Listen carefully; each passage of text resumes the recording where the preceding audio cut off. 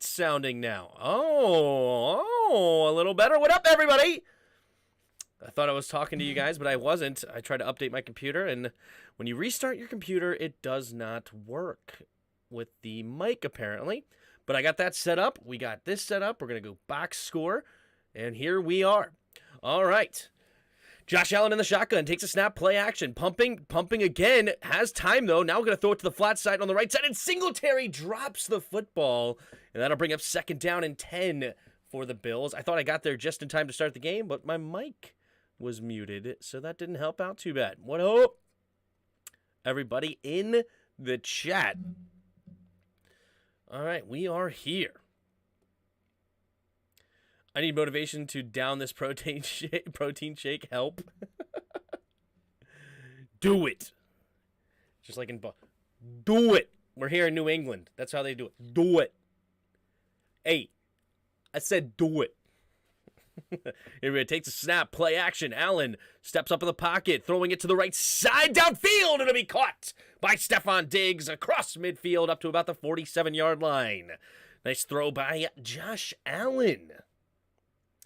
I was about to throw my phone, thinking it was your problem. You've never sounded better, said Bod. Nice. Oh, that's a good comment right there. You've never sounded better when you were muted. That's great. What up, Mike Murphy? What up, man? Is that my cousin? What up, Mike? Here we go. Under center, offset I formation to the right side is Josh Allen under center. Puts Gabe Davis in motion, takes the snap. Handoff up the middle for Singletary, and they're all over him. It is Peppers in on the tackle, and he loses a yard on the play. 2nd down and 11 at the Patriots' 48-yard line coming up here in the first quarter. Allen doesn't like Diggs' ribs. He took a shot there. Yeah, he threw it a little, set him up a little bit for that nice hit from the corner. I thought my Wi-Fi was tripping. It almost broke my computer, but it's okay, I guess. Oh, man. Good old technology. 2nd and 11 here. Josh Allen in the shotgun at their Patriots' 49-yard line. Man in motion, takes a snap, drops back, quick throw over to the left side. It's a low throw for Davis, but does he make the grab? They say no, incomplete. The throw was too low for Davis to get his hands underneath it.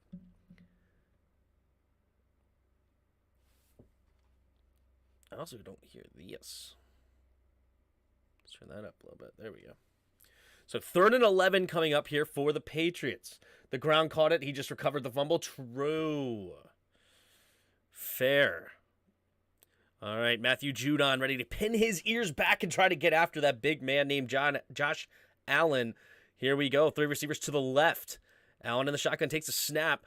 4-man rush, and he's going to roll up to the right side, flips it over to the right side, and somehow makes the catch. Is it Hines? It is Naheem Hines. What in the world was that throw by Allen? He, sidearm back flipped it, and he, pressure coming from Judon, and makes the catch and gets the first down. Gains about 20 on the play, 21 yards on the play. What in the world was that? They're up to the 28-yard line of the Patriots. 2 receivers to each side. Takes the snap. Allen looking. Going to this right side. It's Stephon Diggs, and Diggs will make the catch and get tackled out of bounds at about the 9-yard line. 9-yard gain. There's a flag on the play, though. What up, Douglas? The great Josh Allen missed an easy 6-yard pass, but he's top 5, they say. Did you see that play, the next play? Did you see the next play? Uh-oh. Looks like it was a offensive PI. Oh, yeah, easy call. Stephon Diggs just shoving the corner upfield. Easy flag. And so that'll actually be a offensive PI, move them back. So instead of a 9-yard gain, I believe offensive PI is a 10-yard penalty, if I remember correctly. Yep, 10-yard penalty, 1st and 20. 10.5 to go here in the first quarter. Allen now in the shotgun. 2 receivers to each side. Singletary in the backfield with him, takes the snap. They're going to hand it off to him to the left side, and he's going to fall forward for a gain of about 5, maybe 6. And they're up to the 33-yard line, so it'll be a gain of 5. Obvious D inference. Yeah, he pushed his hands with his chest. That's how physics works, right? Jones can smoke with you. Pass it over, bro. Oh, can I smoke with you? I saw that play. TH4 does that all the time. TH4 does do that. But even Josh Allen's flick right there goes farther than Taylor Heineke's, right? Hilarious. Two receivers each side under center here for Allen at the 33-yard line. Takes the snap. Play action. Allen steps up, avoids the rush, and now he's going to just have to get back to the original line of scrimmage. Pressure all over him right away. It was Ooch. U-C-H-E. How do you say that last name? Never heard of that guy. Beats the left tackle, though. Quisenberry. Oh, never mind. Quisenberry just falls on his own. Ooh, the left tackle tripped his own self up and grabbing his legs like he hurt himself. He didn't hurt himself other than hurting his own ego. Here we go. Two receivers to each side. Allen in the shotgun takes the snap. Drops back. Ooh, I think it's going to be a false start on Spencer Brown on the right side. That right tackle looks like he got moving a little bit. This false start. Yeah, number 79, Spencer Brown. Spencer Brown is a very intriguing right tackle for the Bills. I wonder where he's graded at throughout the league. I don't watch enough Buffalo Bills games to say that he's definitely good or not. But he is a tackle that is huge, like 6'8", 320 pounds or something, 315 pounds, massive human being, but he can run like a gazelle. Like, he has a tight end type speed and agility, but at the right tackle spot. Here we go. Allen in the shotgun now, 3rd and 20. Takes the snap, 4-man rush. Allen stays under the pocket, and he's going to sling it underneath. It'll be caught by number 28 up to the 30-yard line, and they'll just get yards back to make sure they can get into field goal range for Mr. Bass. Uche, that's how they say it. Uche. Getting a little pressure. Ooh, beating Quisenberry. Yeah, almost a holding call as well. Who's the most funniest O-line, Dawkins or Kelsey? I would say Kelsey, because I don't know much about Dawkins' sense of humor. Is he funny? I didn't know that. Defensive penalties are overweighed compared to offensive ones. So, yeah, the pass interference. All right, here we go. Bass from the right hash, 48-yard attempt. The snap, the hold, the kick is up, and the kick is good. It's 8:02 to go in the first quarter. 65 yards. It could have been good from 65 yards there in Foxborough. Bass showing a little leg out there. Nice kick. So Mac Jones will get a second opportunity at it as we come up next. And it was a fumble on the handoff between Jones and Stevenson that stifled their drive last time. Let's see if they can pick up better. What's your prediction tonight? That's a tough one. I think it's going to be a really close game. I'm going to say 27-24. Bills. There it is.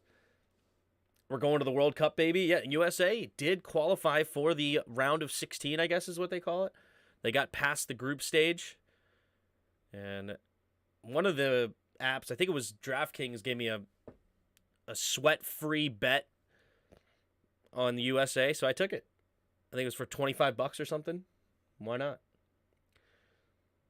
Pat's beating the spread. Allen has been too picky this year for a blowout, in my opinion. Yeah, he has thrown quite a bit of turnovers, for sure.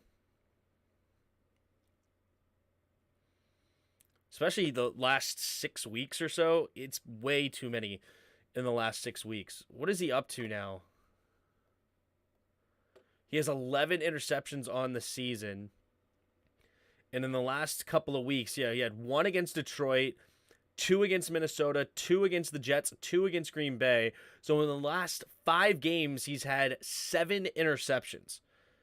And just to put that in perspective, the first 1, 2, 3, 4, 5, 6 games, he only had 4 interceptions in 6 games. Now he's had 7 in 5. So definitely has to clean those interceptions up.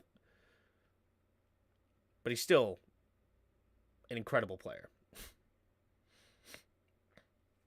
His elbow is bothering him more than they say is all I can think about that. I mean, he threw quite a few interceptions to Douglas's point last year. I think he had 15 picks last year.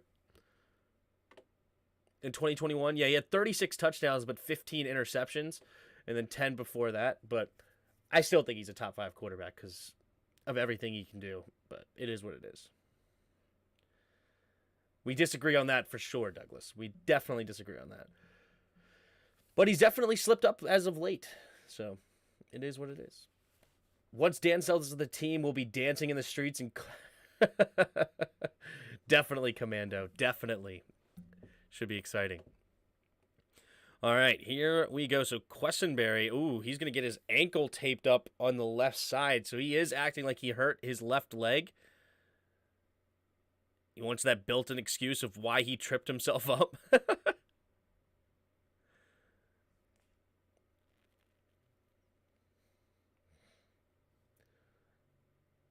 What up, Paul?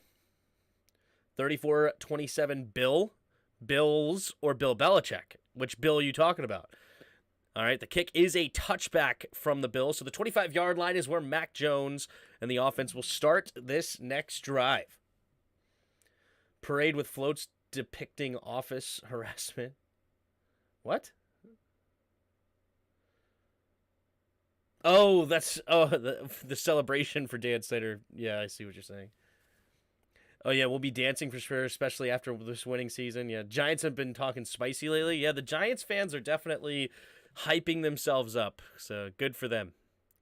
All right, here we go. Mac Jones under center, takes the snap, drops back to pass. Quick throw over the right side. It'll be caught by Hunter Henry. It dives forward for a gain of 6. Quick throw there by Mac Jones. 4:20 left to go. Yeah. Is Bill calling plays now?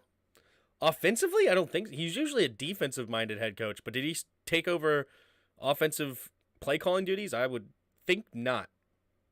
All right, 2nd and 1 here for the Patriots at their own 34. Single back formation here. Looks like Harris is in the game. They're going to take the snap and their hand off to the right side, and he will get the first down. Or is that Stevenson? It is Stevenson. Never mind. Stevenson did hand it off to the right side and gets the first down. He has a play sheet and was talking while reading. How dare he talk while reading? Allen's going to start a fight or cheap shot the Patriots. Dude's a toddler in a man's body. Bill took over offense. Now he calls cover 4 spineless runs up the middle. Oh, jeez. 1st and 10. Single back again. Man in motion from left to right. 3 receivers bunched to the right. Parker out wide to the left. Takes the snap. Blitz coming. Play action. Has to get rid of it quickly and does. And caught. It is Aguilar making the catch for a gain of 11. Good job there. Mac Jones handling the blitz off the play action. Getting rid of it quickly. What was it? 3 dudes in coverage or 4? Yeah, literally only 3 dudes in coverage. It was a 2-man route. Good job there by Mac Jones getting rid of it quickly. What up, Kyle? Under center, puts a man in motion. 2 receivers to each side. Stevenson, the single back. Takes the snap, 4-man rush. Play action again, has to avoid the rush. Now rolling to his left side, looking, but it never got his eyes up, but he does get a gain of 5 yards. Pressure all around him. He never even had time to look downfield. But good job, Mac Jones. But there is a flag on the play. Holding offense number 77. And that'll replay first down. So Brown gets called for the illegal hold. So 1st and 20 coming up. Patriots got the throwback unis on. Yeah, I almost didn't recognize the Patriots at all when I saw those red jerseys. I used to expect a team that went 1-4 to be able to win. What? Takes a snap, play action, pumping. Now trying to set up the screen, catches it to Stevenson. Stevenson had blockers in front. Fumble the football again!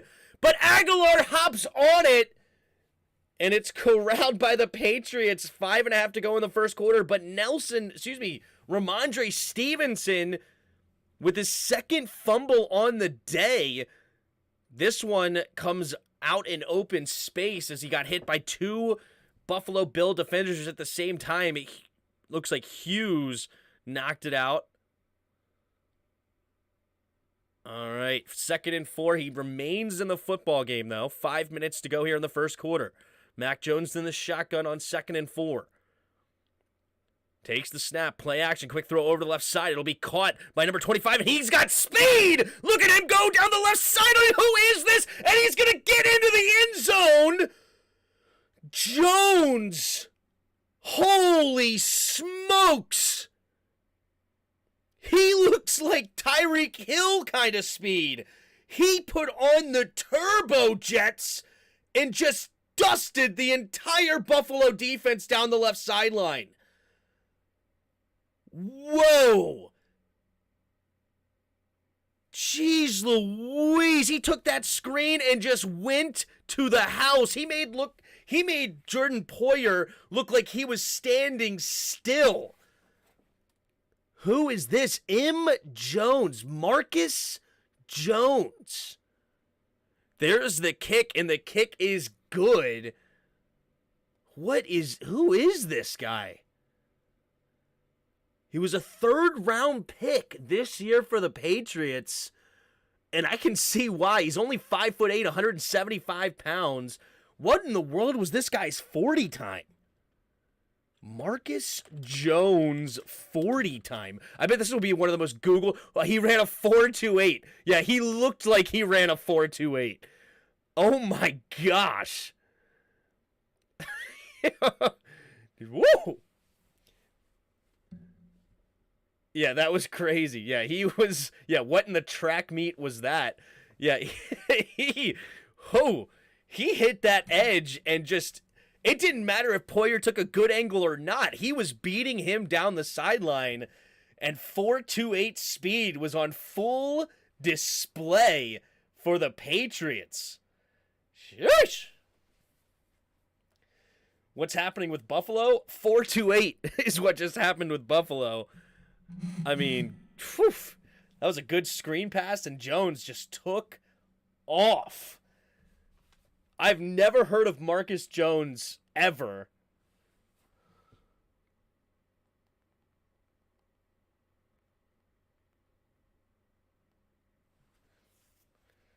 Whew.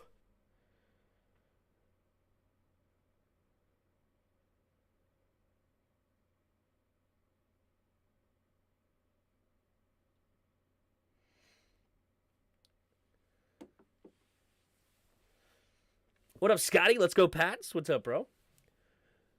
That is the most amazing play this year. It was just so unexpected.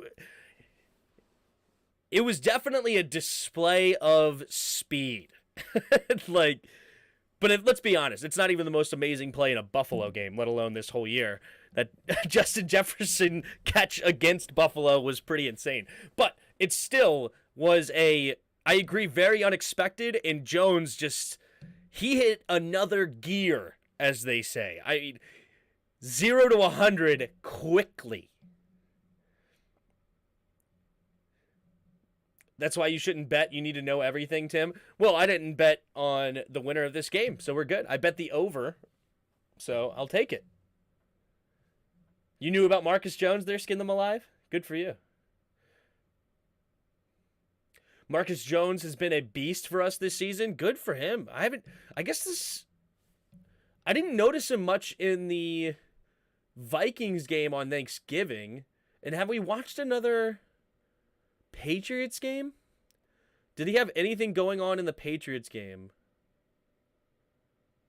No, he didn't make a single catch or carry in the Patriots game. Here's the kick, and it's a short kick here. Hines is going to get tripped up, though. Great coverage. Number 41 gets him tripped up before he reaches the 20. Gets to about 18-yard line, and that is where Buffalo will start this next drive.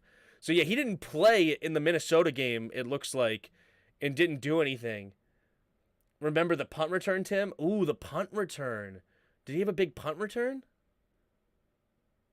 He had a 46-yard punt return. Okay. So that's where he really made his, or kick return rather. Punt return, he didn't do much. So he had a big kick return in that game. Okay. I kind of, you know what? Now that you mentioned that, I do remember that a little bit. All right, here we go. Takes the snap, handoff up the middle, and again slipping. And number 28, bumbling out here. It's James Cook, the rookie out of Georgia. And it'll bring up 2nd down and 8 for Buffalo.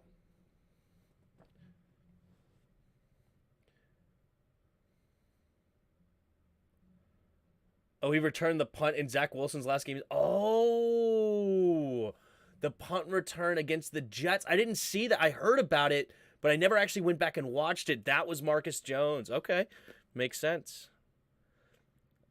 Here we go. Allen in the shotgun. Takes the snap, drops back to pass. Steps up, looking, throwing it underneath. It'll be caught by Cook, and he gets the first down and a few extra up to the 34-yard line. Move the chains. Under 4 minutes to go here in the first quarter.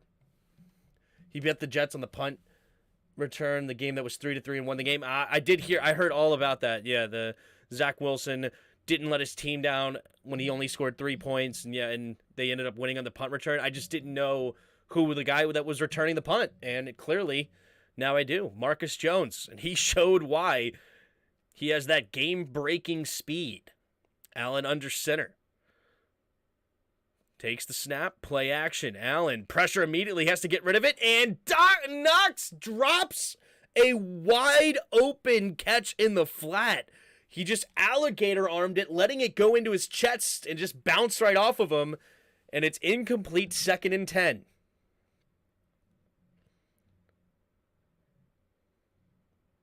Wilson should never have had that one. Yeah. Whew.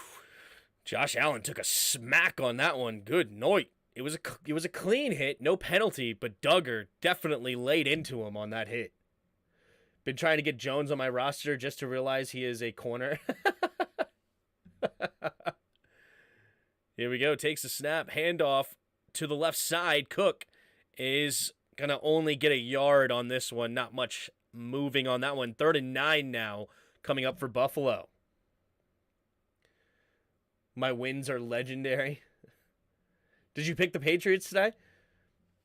I do have it being a close game. So if you got the Patriots -4, that's where I sit. I had Buffalo winning this game 27-24. So that would put -4 for the Patriots. Yeah. And that, my friend, is a top-tier offense. Was a top-tier offense. Yeah. 3rd and 9. Diggs goes in motion from right to left. Takes the snap. Drops back. Allen rolling to his right, looking, throwing to the right side, and it's incomplete. They're going to throw a flag here. Defensive pass interference. And it looks like Gabe Davis got held as he was trying to come back to that football, and he fell to the ground. Yeah, pass interference. Defense number 13. Jones. Another Jones. Or is that... No, Marcus Jones was 25, right? So who is this Jones? It's Jay Jones. Jonathan Jones. No, he's 31. Another M Jones? No, he's 25. Marcus Jones. So they have 3 Jones on defense. Takes another man in motion. Handoff up the middle here for James Cook. James Cook has a big hole down the middle of the field. Slipping tackles and finally brought down at the 16-yard line. And the Buffalo Bills getting their move on here. 1st and 10. Allen needs to run. Yep. Did you hear Maisie Smith, DT prospect, had a weapon charge? Dude was going to be a 2nd rounder this year and was good. Oh, I don't know. Will that completely... I mean, I guess if he's going to jail, that would completely derail him. But I wonder if he'll get drafted maybe later. But definitely not getting drafted in the 2nd. Man goes in motion, takes the snap, handoff up the middle here for Cook. Cook will fall forward for only a gain of about 2 on the play up to the 14-yard line. 2nd down and 8 coming up for the Bills. Here comes the turnover by the Bills. Yeah, there's been a lot of red zone turnovers by Josh Allen, especially as of late. We watched them live against the Packers, and he had 2 of them that were really bad. Jack Jones is a very good rookie. Okay, what up, AJ? If you're going to take a wide receiver's legs out with your helmet, do it on purpose. The Raiders will take him, or Dallas, potentially the Raiders, yeah. Here we go, in the shotgun. 2 running backs in the backfield. Allen takes the snap. Handoff to, no, Allen keeps it, and a little zigzag diving over defenders, and he'll get a first down, gain of 9 up to the 5-yard line. Josh Allen leaping in the air. I'll take a Gabe Davis touchdown here, please. Can we get a Gabe Davis? Gabe Davis. That'll help a prop bet I have. I get like a 5-way parlay. Just for a small amount. Decided to be fun. Actually, I think they gave it to me for free, like a risk-free bet. All right, 1st and goal. 2 receivers to each side. Takes the snap. And he hands off to the left side as Hines. And Hines gets hit in the backfield by Jack Jones. 2nd and goal. And that will bring us to the end of the first quarter. Buffalo will have 2nd and goal from about the 7-ish yard line. And they are currently down 3-7 against the Patriots. Mac Jones right now 5 for 5, 82 yards and a touchdown. They have no running game to speak of so far. 3 carries, 4 yards. Leading the running backs for Buffalo is James Cook. 4 carries, 33 yards, busting out a 28-yarder at one point. Josh Allen, 4 for 7, 62 yards on the day. Leading receivers for both teams in the first quarter, you have James Cook with 2 catches, 22 yards for the Bills, and 1 catch on a screen pass was the newly noted, for me at least, Marcus Jones. Speedster, 1 catch, 48 yards and a touchdown, putting on the Turbo Jets. All right. Buffalo leading tacklers right now. You got Milano and Hamlin, both with 2 tackles apiece. And a bunch of guys with 2 tackles already on the Patriots. Nobody with 3 or more so far. And yeah, that's what we have. And we're about to enter the second quarter. The run game is no bueno for the Bills. Yeah, I do like James Cook, though. So if he can, I hope that he starts to become that starting running back for Buffalo, because he was pretty dang good in Georgia. And he obviously has a really good running back brother in Dalvin. I need the Bills to win to keep the Browns' playoff hopes alive. They're already pretty much in trouble, but because the Patriots are not even in the playoff spot, right? If I remember correctly. I'm pretty sure whoever's in the playoff spot currently has 7 wins, and you guys only have 4. Yeah, the Jets right now. Excuse me. The Jets only have 7 wins, or already have 7 wins, while you guys only have 4. You would have to literally win the rest of your games. 10-7 might get in the playoffs. I think 10-7, if you guys win out, I think 10-7 gets you in.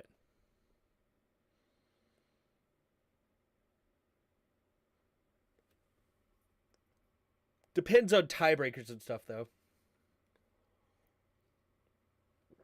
Carr will make a good coach. That's funny. If we get Carr, Ron shouldn't even be fired. He should be fired and forced to play or should be fined and forced to play D-tackle for 2 seasons. Just get punished. Watch the Raiders will try to get rid of Carr this offseason and watch Ron try to entertain it. Potentially. What division 10-7 gets you in the playoffs? No, it wouldn't be a division thing. They're definitely not winning their division. Buffalo already has 8 wins. They're definitely winning, I would say, at least 3 more games to get to 11-6. So 10-7 does not get you in by division, but it could get you in the playoffs. I mean, you can't tell me we can't find guards and centers in rounds 5 to 7 that aren't better than what we have right now. True. Here we go. 2nd and goal at the 8-yard line. In the shotgun, takes the snap. Looking to throw, pumping. Now going to the end zone and caught by Stephon Diggs. Touchdown, Buffalo Bills. Josh Allen faked it a little bit, but Stephon Diggs getting open late. Not even that late, but just it wasn't off the initial get off, but on the second move against Jones, he ended up getting open. Any push off here? Ooh, beautiful route and a great throw by Josh Allen. Yeah. Oh, yeah. Oh, yeah. Why do we never have receivers wide open like that, standing in a spot in the end zone? That is a pretty route by Stephon Diggs. And I know Terry McLaurin is a stud. I love me some Terry McLaurin, but that was a pretty nasty route. That I don't know if Terry is quite as nuanced as that for Stephon Diggs was. Why do apparently that was Marcus Jones' first offensive snap of the season, was it? I did hear he was a corner for them typically, but he is the kick returner. But yeah, he's got some speed. Carr didn't go to Las Vegas because of Carr. He went for the money. Well, Carr got drafted by them. Oh, yeah. Adams went to Vegas for the money. Well, he did go for Carr as well. Like, that was a part of it. He wanted to play with his college quarterback. A great throw, Tim says. That's a pretty easy throw. Stop trying to play up your top 5 guy. I mean, he threw it with anticipation. It was a great throw. Go on. You know, attacking me for that kind of stuff is ridiculous. If Taylor Heineke made that throw, I would have said the same thing. I thought you was talking about NFC because you're going to have to win more than 10 games in the AFC. 10-7 might. I think 10-7 will get into the playoffs as a wild card. And 10-7 should also win a division. Like, I think the AFC North will be 10-7 wins the division.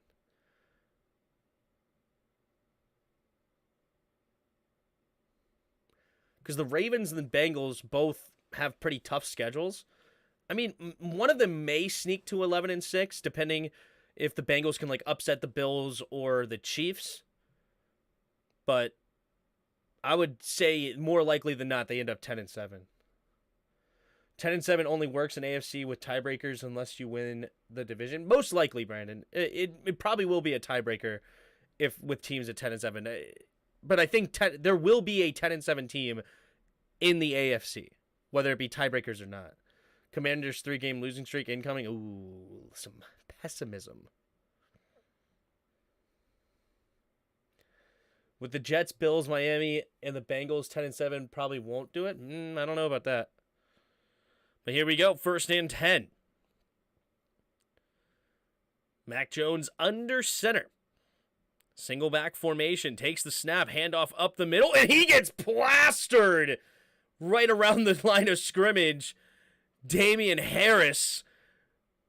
Shaq Lawson just absolutely decked him for no gain. That'll bring up 2nd and 10. He'll attack himself. Yeah, he did. Jeez Louise. He put that shoulder right into his chest and just laid him out. Here we go. 2 receivers to each side. Takes the snap. Drops back. Pumping. Pressure coming. Has to get rid of. Ooh, that's going to be a flag. Intentional grounding coming from Mac Jones. Mac Jones pointing downfield. There was somebody down there. There was somebody. It is not safety.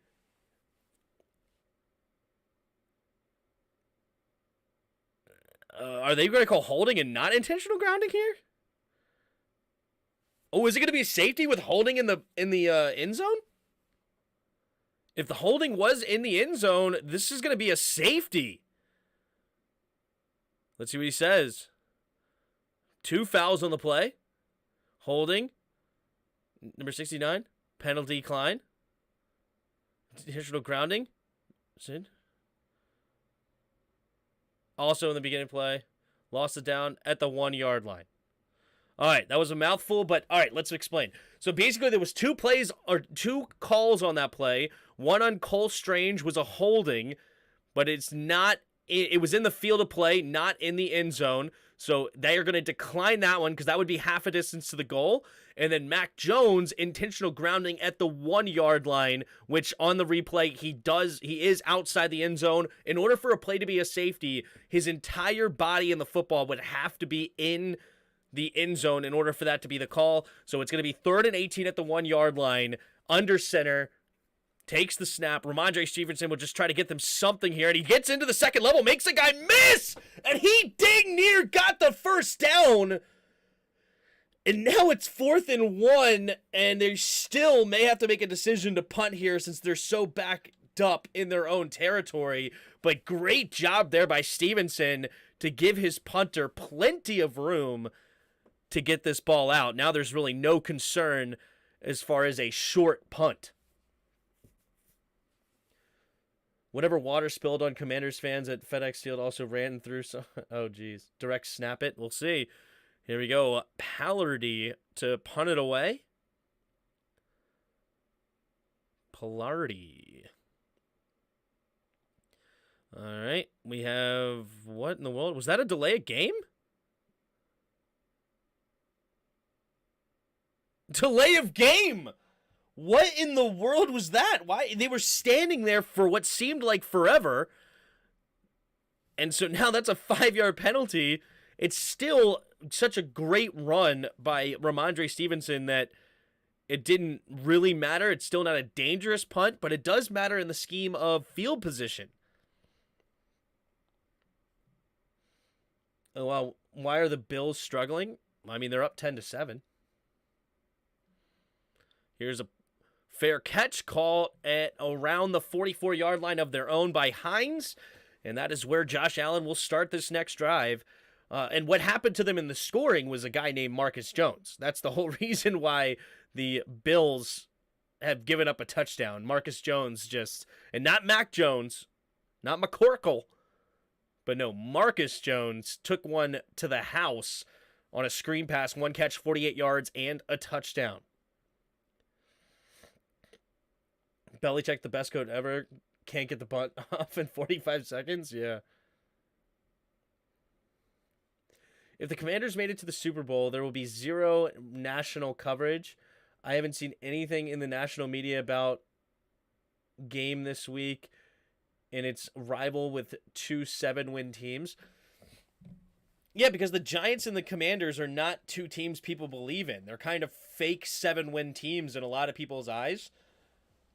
And so they're, even though they beat a team like the Eagles, they took the Vikings the distance, they took the Titans the distance. Like, they're not as bad as people claim to be, but at the same time, I have seen some people say, like, I've seen some YouTube videos like, hold up, something's going on here in Washington, so that's good.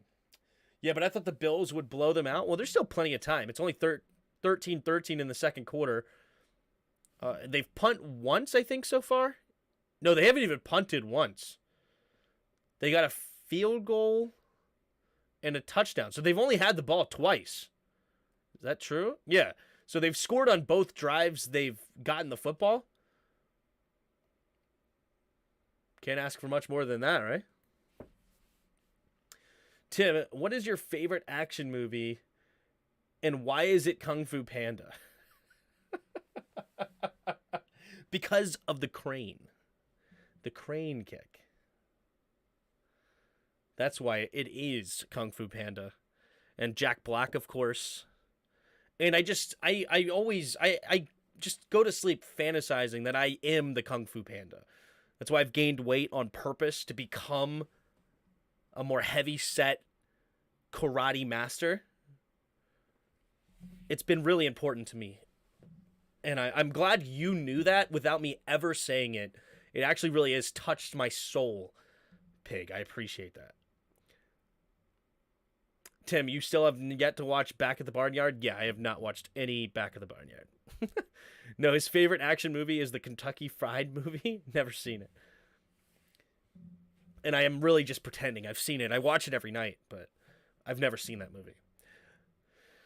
Here we go. 1st and 10.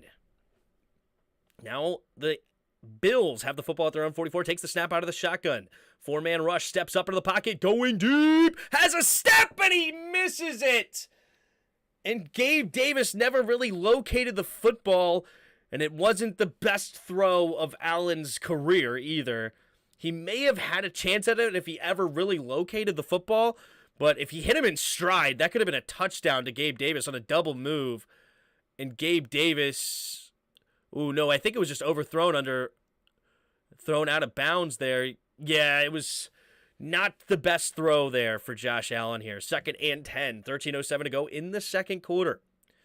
Allen the shotgun, 2 receivers to each side. Takes the snap, handoff up the middle here. Singletary is going to bounce all the way to the left side, following blocks now, and he's going to get the first down. Nice carry by Devin Singletary for 11 yards out of bounds, first down.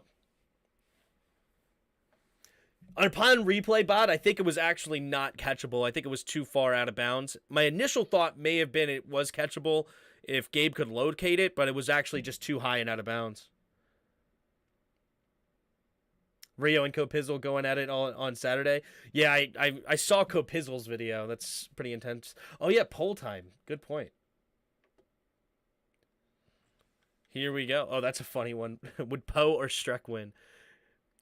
Takes the snap, handoff up the middle here is Singletary. Singletary will dive ahead for a gain of about 4. Shrek doesn't know Kung Fu, but he's so strong. Who wins? Poe, Kung Fu Panda,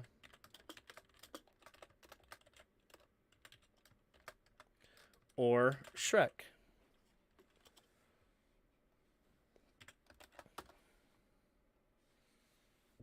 There you go.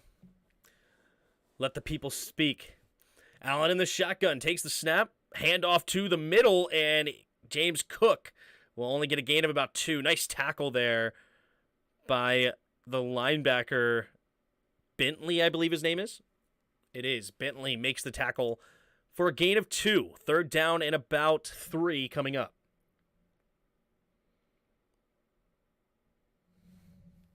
Or do they retcon Shrek?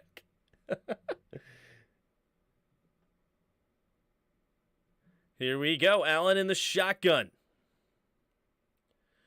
2 backs in the backfield. 3rd and 3. Takes the snap. Play action. Allen scanning the field. Pressure. Getting rid of the football and making the grab is Isaiah McKenzie, who they let get up. And he runs for a couple extra yards. They just stood over top of him, never touching him. And McKenzie gets up and runs for an extra couple of yards. I'm sure Bill Belichick will not be happy about that one. What up, Just Know? Stop the count. Remember, Shek is love, Shrek is life. Yeah. Is it barnyard time? Yeah. Is Gibson playing Sunday? I believe so. I think he was limited in practice, if I remember. Or was he? Did not practice? I don't remember now what I said on the show. All right, in the shotgun. Takes the snap. Quick throw over to the right side. Caught by McKenzie. And McKenzie will only get a gain of 2 on the screen pass up to the 28-yard line. And a Patriots defender slow to get up. Number 95 is Ukwele. Now he pops up. He looks okay.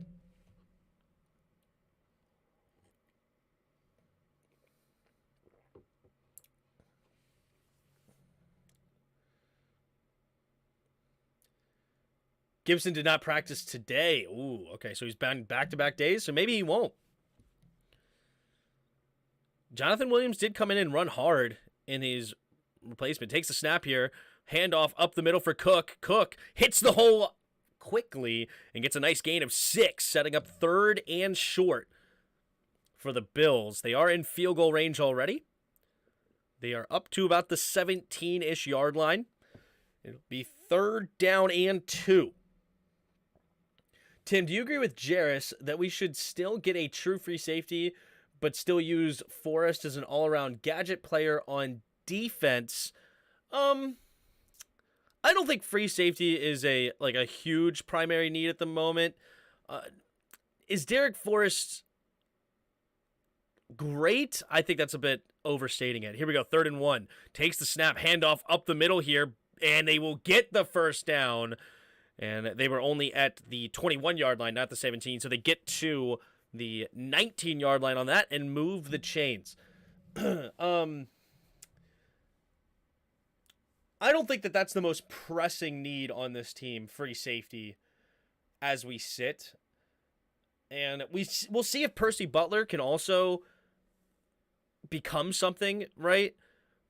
Will Percy Butler end up being that kind of guy? I don't know.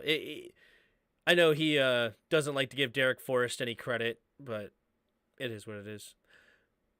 Takes a man in motion, takes the snap, and he's going to hand it off up the middle here for Cook, and Cook has a big hole to get through and gains about 5, maybe 6 on the play. 2nd down and manageable here. Just over 8 minutes to go here in the second quarter. And Buffalo knocking on the door again to score. Tim, do you think the Browns will make the playoffs with Deshaun Watson? If I was going to bet on it, I would say no. I don't think they do. I think they're too far behind, and I don't think they're going to win out, even with Deshaun Watson. I would give them only like a 10% chance of making the playoffs, if that. Allen in the shotgun. Hines in motion, takes a snap, handoff to the left side, and Cook will only get a gain of about 2 on the play. So now it'll be 3rd down and about 3 coming up for the Bills.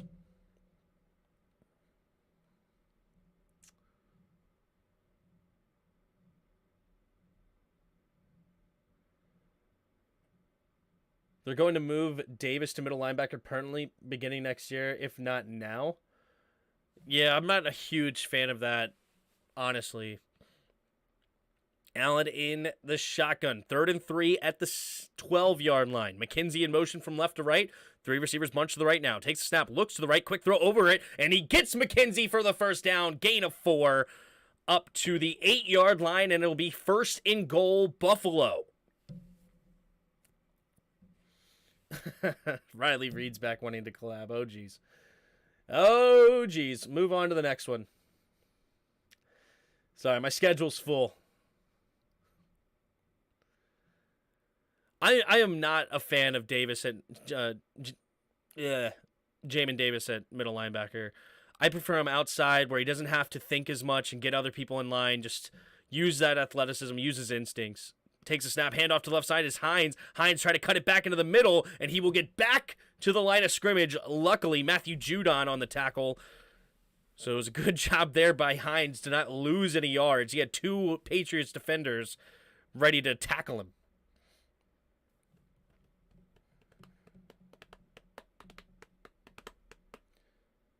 Tim, I can't wait till the Browns go against y'all in Week 16. It'll be interesting, won't it? All right, 2nd and goal. Under 6 minutes to go here now in the second quarter. 2nd and goal at the 8. 3 receivers to the right. Takes the snap. Blitz coming. They pick it up. Going to the end zone. And he's just overthrows Gabe Davis to the outside. I need that Gabe Davis touchdown. And they're teasing it with me now. He can't connect with Gabe Davis. I don't like Davis when he has to cover in space. He's such a liability. Really? I don't know if I agree with that at all. Maybe in zone, but man-to-man, he's actually a really good coverage linebacker in my opinion.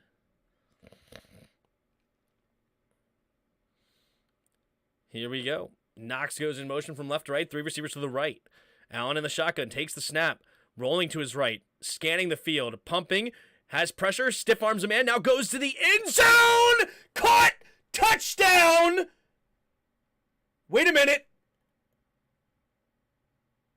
And I think they do call a touchdown here, but no, wait, there's a flag on the play. Davis gets the touchdown. Will they overturn it? I need this touchdown. Or is it a holding call? Holding. Defense! Number 13 in penalties declined. And Timmy Boy's parlay is in business with Gabe Davis getting the touchdown on the broken play. Allen just stiff arms him. That's why he's a top 5 quarterback right there. He is so hard to bring down, and he can get off schedule. I mean, he's not even afraid at all of Wilson Sr. potentially tackling him. He just stiff arms him, keeps his eyes downfield, acts like he's just a little fly, and shoos him off. Here's to the left hash on the PAT. The snap, the hold, the kick is up, the kick is good, and the Bills go up 17-7 here with 5:27 to go in the half. Oh boy, the Patriots are about to get this work. Yeah, that's Buffalo right now, 3 for 3 on scoring drives, 2 touchdowns and a field goal, with 5.5 to go here in the second quarter. Let's take a look here at my bets. How are they doing here?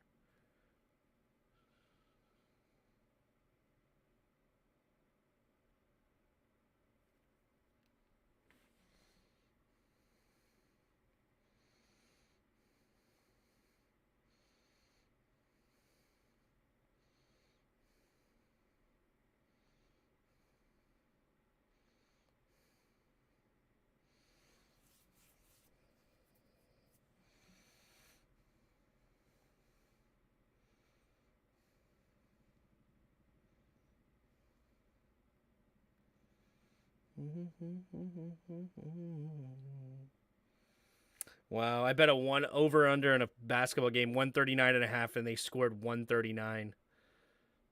Ouch. But all right, what else do I need to hit this? So Josh Allen scored his touchdown. I need Ramondre Stevenson to score a touchdown and Ramondre Stevenson to get 40 yards. He's at 20 so far. And then the over to hit, that looks pretty darn good. They're already at 24, and that's over under 31.5. So if Ramondre Stevenson can get a touchdown, that one will hit.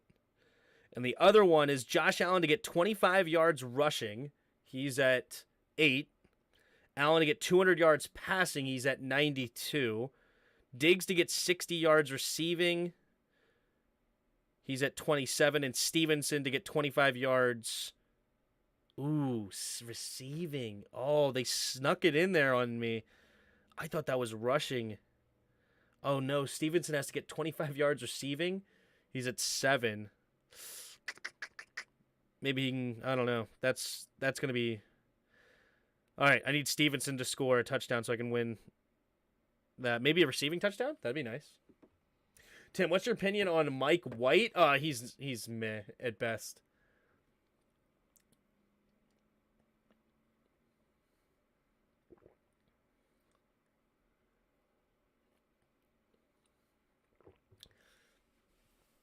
Yeah, Mike White is...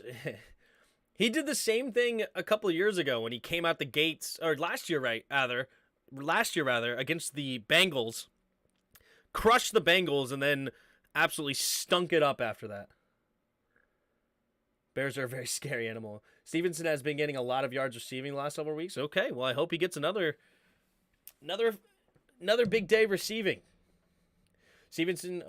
Mike White is like Mahomes. Yes, I really want to watch the Browns game this weekend, too. I'll put it on my other TV. Yeah. Can I see your chat, Hassan? Yeah, I don't think I'm in it. What? I see your chat now. Man-to-man, Davis is nice. Run game needs to react faster and be more aggressive at the point of attack. He's met in zone, but he can work on it. Yeah, I see your comments. Sorry, I missed it. You guys are commenting so fast now. All right, 1st and 10 at the 25-yard line. The Patriots under center. Fakes the pitch, and now he has to get rid of it quickly to the tight end, and he catches it for only a gain of 1. It's Jonnu Smith on the grab. Just over 5 minutes to play here in the second quarter. Patriots need to get something moving here. The Bears are decimated by injuries on defense now. They shut Jackson down for the season this week. Jackson, you mean Fields? No, Eddie Jackson. Takes a snap, handoff to the right side is Stevenson. Stevenson tries to cut it up, and he gets nothing on the play. Tremaine Edmonds, coming up and makes the tackle as well as Tim Settle is there. Bears regardless. I was thinking you thought Lamar Jackson and was thinking Justin Fields. I'm like, are you talking about Justin Fields? But then I put it together, Eddie Jackson, yeah. Bearless regardless, we're going to suck because they're tanking. Or we're going to suck? Yeah. Here we go. 2 running backs in the backfield now. 3rd and 10 at the 25-yard line. Takes the snap. Mac Jones drops back. Blitz coming. Pressure. Tries to escape. He does. Rolling to his left side. And he's going to stay on his feet. And he finds a way to get it to Henry. But Henry drops it. And that'll bring up 4th and 10. McCorkle showing a little moves with his legs. And that'll be 4th and 10. The Patriots would have give both left and right to have Turner call their plays. The Bears aren't taking. They've played hard. Yeah, I guess so. I mean, no team is technically tanking, right? I mean, Houston's playing competitive, even though they should be tanking, right? Here we go. Caught around the 25-yard line, running forward for a gain of 4. And up to the 29-yard line, go the Bills, and that's where they'll start their next drive. With about 4 minutes to go here in the second quarter, Buffalo Bills have the ball and a 10-point lead. The Bills are taking the hard. Have the Giants played the Eagles yet? Actually, I don't think they have. I could be wrong. I don't remember them playing them.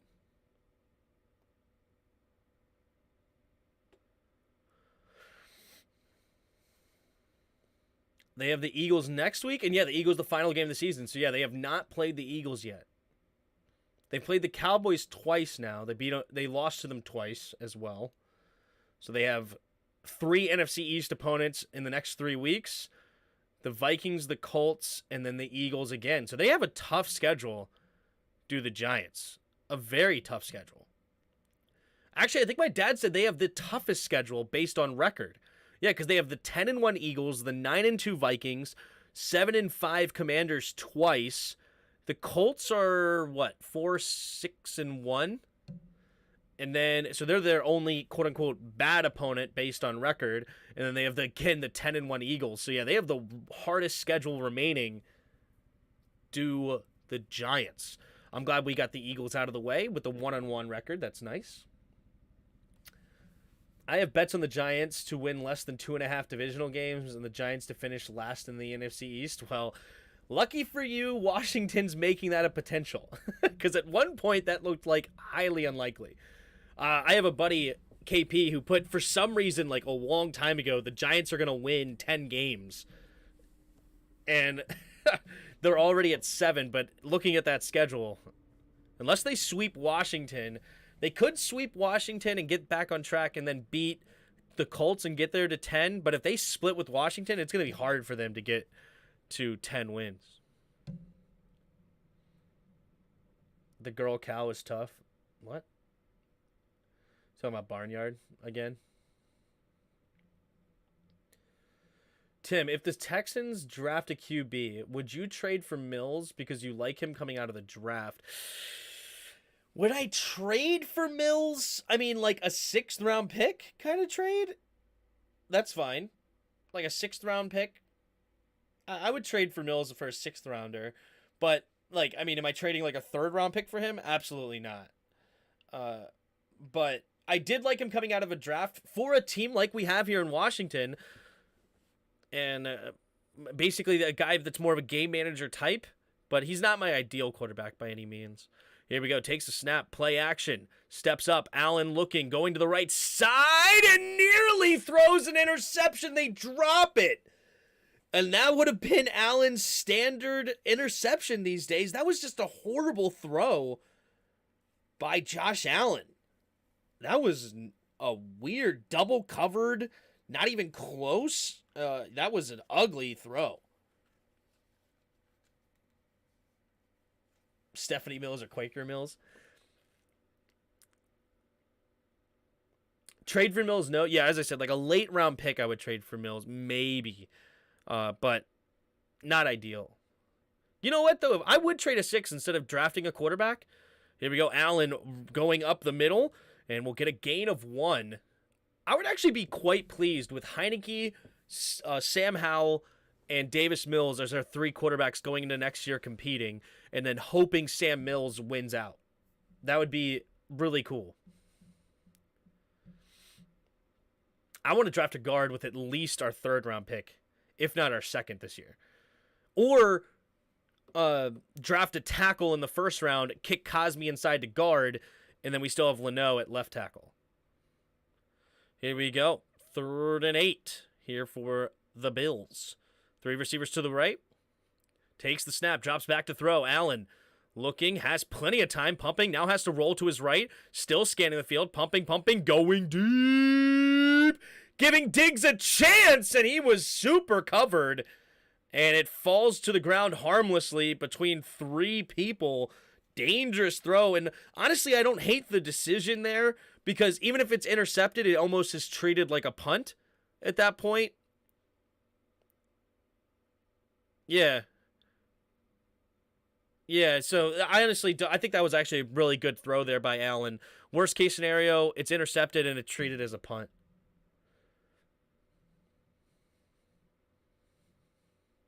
Mills wasn't even good at Stanford. He's not a starting QB in the NFL. I disagree. He wasn't great at Stanford. I agree with that.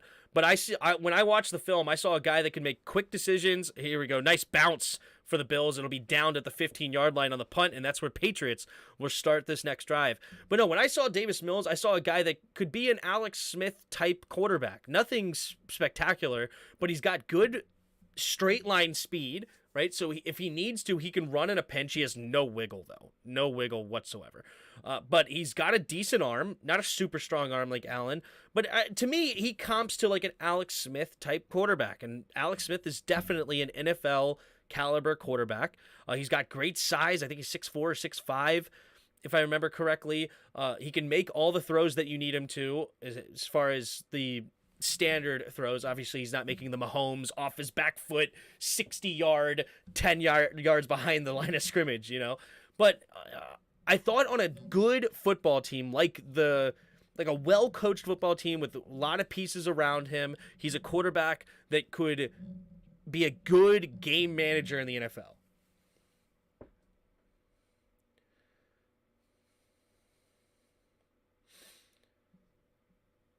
He wasn't good at Stanford, Douglas. Stanford hasn't had good quarterbacks play since yeah, he wasn't great at Stanford. I mean, if we look at his Davis Mills college stats, but I watched the film on him. Like I don't just look at I'm not looking just at his college stats. I don't know why this is at minus 200, but I'm not saying his college stats like wowed me at all. It was more of his film. Like when I watched him play, he's a 6'4", 220-pound quarterback. In Stanford, his last season, he only played 5 games, 1,500 yards, 7 touchdowns, 3 picks. The year before that, he had 11 touchdowns, 5 interceptions. So yeah, he is not a guy that wowed you in the stats department. But I thought if you put him on a good football team, he could be a good game manager. Not a guy that you pay $30+ million a year. But on a rookie contract, I thought he could be a decent quarterback. But then he ended up going to the worst team in the NFL. And I was like, well, there goes that. Mills could be a great backup for Jimmy. Yeah, I could actually see that. The disrespect to check notes, Kevin Hogan. Tim, are you taking a bye when Washington has its bye? No, because I will be missing the next 2 games because I'll be on a cruise. I'm still trying to think about how I can actually be on the channel even through that, but it's going to be tough. All right, here we go. 3 receivers to the right, takes the snap. Quick throw over to the right side, and it's batted down. Looking for Ramondre Stevenson in the flat, and it was a good play there, I believe, by Gregory Rousseau. Incomplete pass. Isn't Trey Lance the backup to Jimmy? Yeah. Let Pig stream for you? That would be a good idea. Tim, where are you going on the cruise? The Caribbean. Florida and the Caribbean. Tim, what about us trading for Love? And takes a snap. Quick throw over to the right side. It'll be caught by Jones. Marcus Jones. This time the Bills are all over him. He gets a gain of 3 on the play. So 3rd down and 7 coming up for the Patriots here. Under 3 minutes to go here in the second quarter. So 17-7. Can the Patriots get anything going The Bills did... No, excuse me. The Patriots got the ball first. So they really need to get points here if they want to stay in this football game. Otherwise, it could turn into a blowout for sure. Jonnu Smith motions into the backfield, takes the snap, drops back to pass, throwing it to the left side, and it's a dropped pass. Good coverage, though. Jacoby Myers, the intended target. Now it'll bring up 4th and 7, and they'll be forced to punt again, are the Patriots.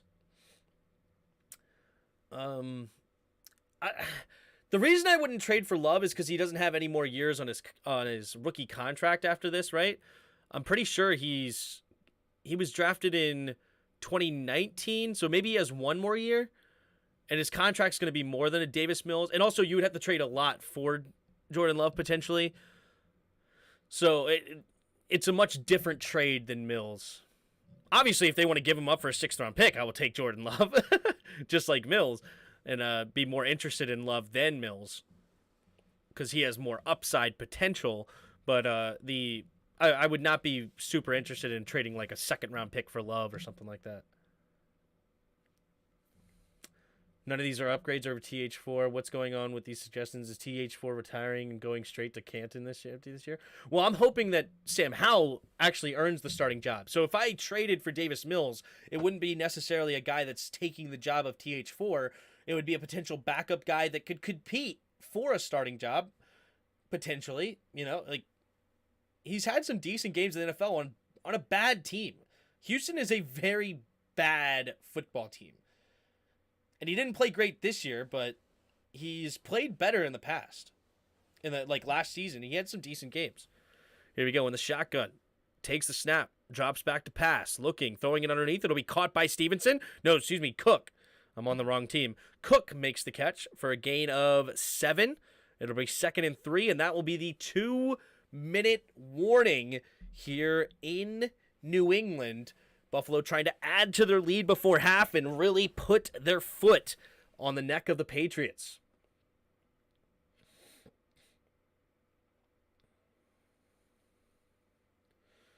Rule number 1, there will be no Taylor Haneke slander? Yeah. Love is worth no more than league min. I don't know if teams agree with that or not. What if we go balls to the wall, Ram style, sign Brady for a year, trade all of our picks to build a monster? Well, look at where they are today, right? Yeah, they won a Super Bowl, but now they're 3-8 and looking like dog crap. What if Love gets franchised? That's funny. McNabb or Flacco, are we just throwing names out there? No, I told you my thought process already. I'll still give him crap when he does bad, which he has done quite a bit. What?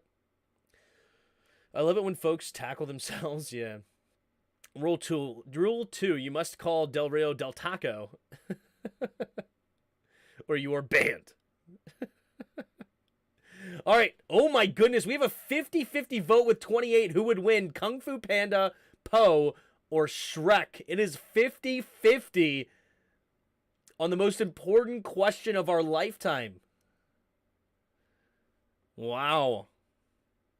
How many do we even have in the chat? I have no idea. We have 74 of you in the chat. Thank you for being here. If you haven't already, hit the like button and subscribe to the channel. 74 of you in the house. Appreciate you all being here. I'm telling you, guys, I've had visions of Daniel Jones. Speaking of tackling yourself. Tim, I was talking about Heineke slander. Yeah, but I just don't think that was written the best. But I understand what you're saying, AJ. You're good. I think you've had a few, is what I'm saying. No, I'm just kidding. With the weapons we have on offense, Brady will be good here. If we sign Brady, that's wild. That is wild. You know, I wouldn't be opposed. I really wouldn't. If Brady wants to come to Washington to finish his career, I would take it. And then just draft the crap out of offensive line to protect the crap out of him. I would take it. Allen looking, stepping up, throwing it underneath. No, he throws it to the left outside, and it'll be caught out of bounds. Stephon Diggs. And it'll be 1st and 10 for the Bills. The only top quarterback who may be a free agent next year is Jackson. Baltimore will likely sign him, though. Wait, Brady's not a free agent? I thought Brady would have been a free agent after this season. Could be wrong, though. Alrighty. Here we go. 1st and 10. 3 receivers to the right. Empty backfield set. Takes the snap. Allen looking. Scans the field. Pumping. Now going to throw it to the outside and incomplete. Trying to get it out there to Hines. But he had to throw it way outside because there was a defender ready to undercut it. Brady might retire, but that's what I said. If he wants to come here, I would do it. Why trade for Brady when you can just get Zappy the GOAT? Wait, would you have to trade for Brady? I'm not trading for Brady at all. I thought he was a free agent, rather. All right, 2nd and 10 here. Allen in the shotgun. Allen changing the play here at the line. Tight end motions out to the right side now. 3 receivers bunched to the right. At the 41-yard line of the Patriots, takes the snap. Drops back, rolling to his right now. Ooh, it's going to be a holding call. He's going deep. Has a man open. Touchdown. But this will be coming back a holding call. It was the tight end on the defensive end. What I tell you not to do. And he's going to get called for holding. And Stephon Diggs giving the death stare to the camera, saying, "What up, mother truckers?" But little does he know, this is coming back because they put their tight end one-on-one with Matthew Judon. This is what you do not do if you want to be successful, because then he gets holding, and then your touchdown gets called back. Stop doing this. Use your tight ends to chip a defensive end, and then bring the tight end or the tackle over there, but do not drop in pass coverage your tight end one-on-one with the D tackle. Or D end, rather. So, 2nd and 20 now for the Bills. That was actually Sweeney that got called for the holding, the backup tight end, not the starting tight end. 2 receivers each side. Allen in the shotgun. Takes the snap, drops back to throw. Quick throw over to the left side. It'll be caught by number 10, and he gets all those yards back and maybe a couple extra here. Is that Khalil Shakir? I liked this kid coming out. I believe he was the one from Boise State. Yeah, Boise State receiver out of the 5th round. 6 foot, 190 pounds. I thought this was a pretty solid pickup for the Bills as a young rookie wide receiver with some upside. I don't know how he's doing this season overall. So he hasn't done much overall. He probably doesn't play very much, honestly. With Stephon Diggs and Gabe Davis out there, he probably only gets maybe 10, 15% of the snaps. I don't know how Brady wanted to be drafted by the Niners growing up. Why would they trade for him when they got Lance? Yeah, they're not going to go for Brady. Brady would love to play for the Niners, but yeah, he's not going to end up there unless they're able to trade away Trey Lance for some compensation back, but that's probably unlikely. Here we go. 3 receivers to the right. Allen in the shotgun. Takes the snap, drops back. Steps up, pressure's coming, has to roll to his right, and fumble! Fumble on the ground! Matthew Judon picks it back up, and the Patriots have the football now. The left tackle got beat on the play. Josh Allen never saw the defender coming from behind, and it's a sack by Uche. Sack, fumble, recovered by Judon, and the Patriots will now get the ball back with 1 minute and 20 seconds, 2 timeouts, in pretty good field position to try to get some points on the board. Did you see the We Are the Giants homecoming game? No, I didn't see that. Do Commanders improve with a good QB or O-line? Both. I think if you improved either one, you would see a much better football team. Here we go. Handoff up the middle here. Stevenson slipping tackles, cuts it back up, and he's going to get a nice gain of about 14, 15 yards there to get this drive started. They're already inside Bills territory now with just over a minute to play here. They're up to the 44-yard line of the Bills. Mac Jones in the shotgun. Gets them to the line quickly. 3 receivers to the right. Takes the snap. Looking, scanning the field. Throwing it to the left side. It'll be caught out of bounds. Nice throw by Mac Jones. It's Myers on the catch. And he gets out of bounds after a gain of about 8, maybe 9 on the play. And 50 seconds left here in the second quarter. The clock has stopped. They still have 2 timeouts. And they're already up to the 36-yard line of the Bills. I think the Patriots are thinking end zone here. Screw settling for the field goal. You could get a touchdown. Here we go. Mac Jones in the shotgun. 2 receivers to each side. Takes the snap. Delayed handoff, handing it off to Stevenson. And Stevenson will not get to the first down marker. And that'll set up 3rd and inches. Nice tackle there by Edmonds. 38 seconds and counting. They're not using a timeout yet. They're trying to get set quickly. And now they will use a timeout. So the Patriots let some time off the clock before they use that timeout. I don't necessarily hate the decision, because if you don't get it, you don't want to give Josh Allen very much time at all. You know what he's capable of with that super strong arm. Anything could happen. So 34 seconds left now here in the second quarter. It'll be 3rd and inches. What does Matt Patricia here have for the offense?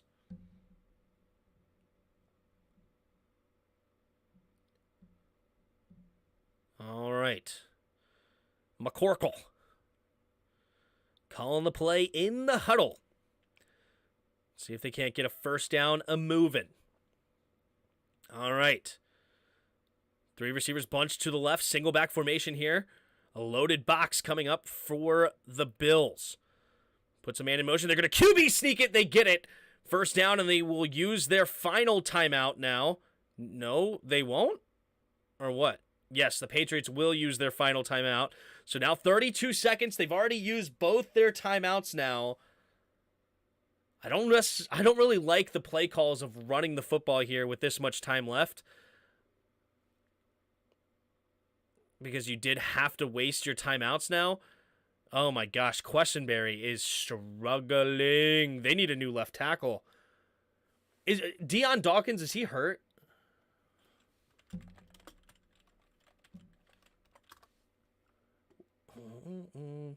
Yeah, they ruled him out.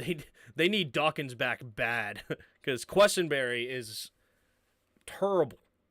All right, 3 receivers to the right. McCorkle in the shotgun.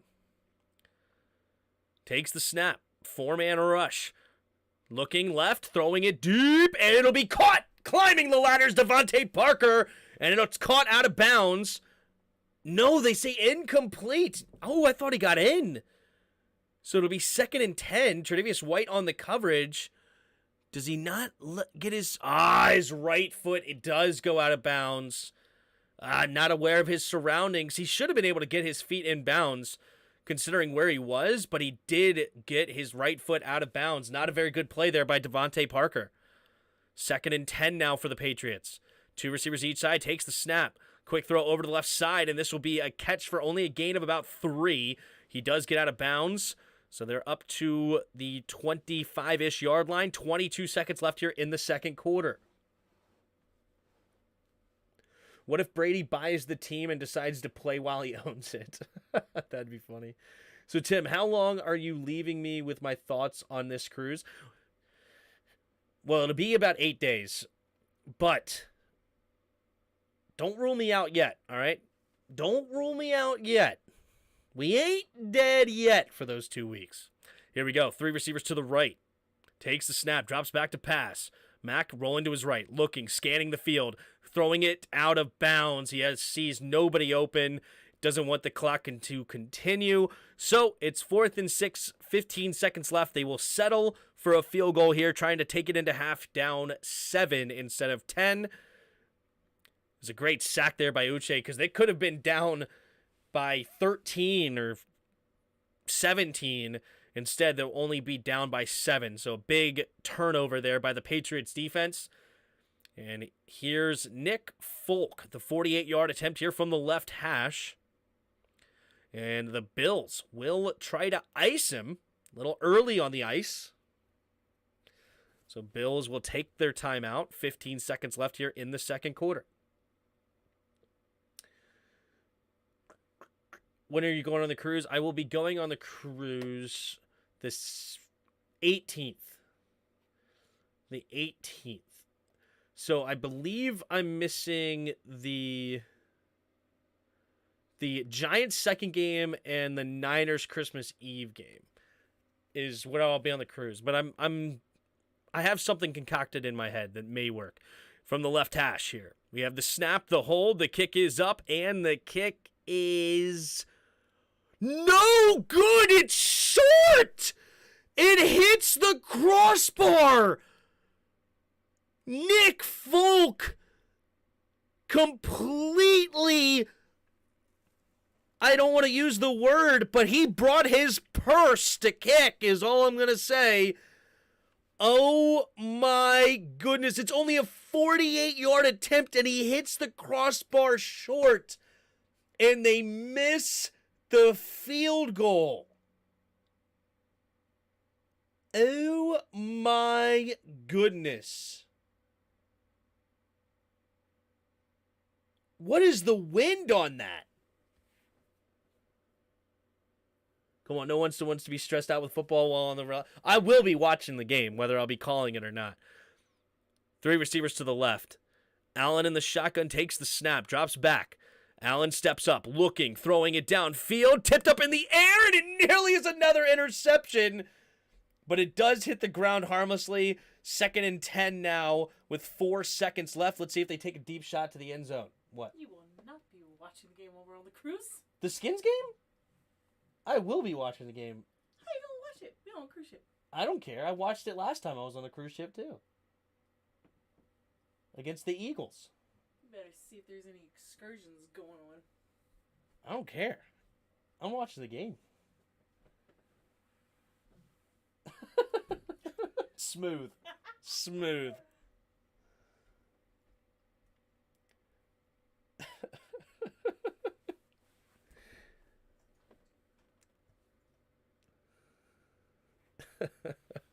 All right, it is the second half. All right, Bills 17, Patriots 7. Let's take a look here at the first half stats. We have Josh Allen, 12 for 21, 118 yards, 2 touchdowns through the air. He's also got 3 carries, 9 yards on the ground. Mac Jones, 9 for 15, 98 yards and a touchdown. Ramondre Stevenson, the leading carrier for the Patriots, 6 carries, 34 yards. And Cook has 8 carries, 50 yards for the Bills. Stephon Diggs, the leading receiver right now for Buffalo with 3 catches, 35 yards and a touchdown. And the leading receiver for the Patriots is Marcus Jones, a cornerback. He's got 2 catches, 51 yards and a touchdown. Matt Patricia knows defensive players, so he puts his cornerbacks at receivers to make himself feel more at home. Going on to the defense. We have leading tacklers for the Bills. We have a few guys with 3 on the team. Leading tackler right now for the Patriots, we have Gachaux with 5 tackles on the day. A couple of sacks for Uche. One of them was a sack fumble on Josh Allen. Nick Folk 0 for 1 on field goal attempts. Bass 1 for 1 on field goal attempts. Both of them have made their extra point attempts. Looking at the team stats, we got Bills with 13 first downs, Patriots with 5, 195 yards of total offense for the Bills, 133 for the Patriots, 5 for 8 on third downs for the Bills, and only 1 for 6 for the Patriots. Penalties-wise, you have 8 penalties so far, 5 for the Patriots and 3 for the Bills. And time of possession belongs to Buffalo with 1933 to 10:27. So a big discrepancy in time of possession. But the Patriots' 1 turnover has kept them in this game a little bit here, but unfortunately they missed a field goal to make it a 1-score game. But that is where we currently sit at halftime here in New England.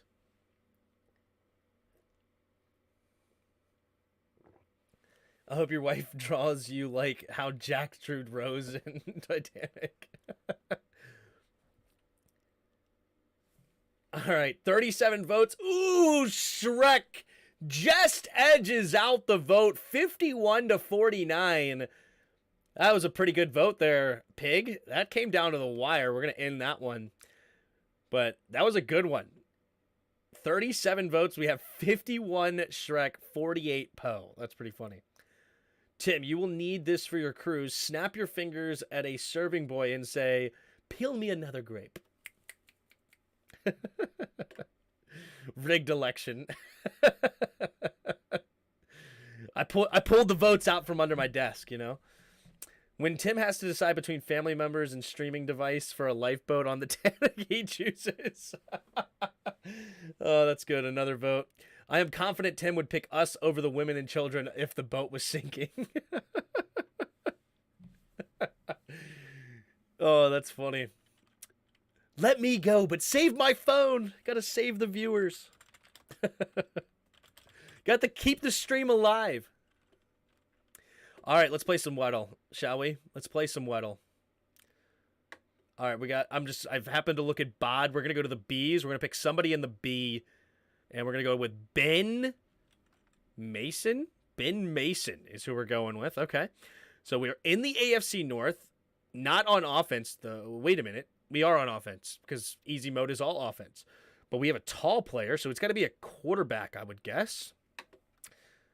6'4". Man, I think Kenny Pickett and Joe Burrow. Is it going to be... But it's young. It's a young player. No, it's not a quarterback. It has to be a wide receiver. I'm going to say T. Higgins. Ooh, it's not T. Higgins. Okay. Is it... a 6'4". It's either on the Steelers or the Browns. Is it Peoples-Jones? No, it's not on Cleveland. So it's on the Steelers. 6'5" player? It's not a receiver. I'm an idiot. I didn't even look at that. So it's got to be quarterback. Is it Mitch? No. Oh, it's a super high number. Is it a defensive player? Can it be a defensive player? I thought easy mode was all offense. Is it a running? Oh, it's running. No, Najee Harris is not big enough. He's not big enough. He's only 6'1". It's not a... And we already knew it wasn't a running back. I shouldn't even have guessed that. Tight end, Pat Freiermuth. Oh, that's such a good guess, boys. Ladies and gents, that's a good one. Wasn't even thinking tight end for some reason. Don't know why I did not go to tight end at all. That's the position I played. All right, I see Kyle Folks, so we're going to go down to K.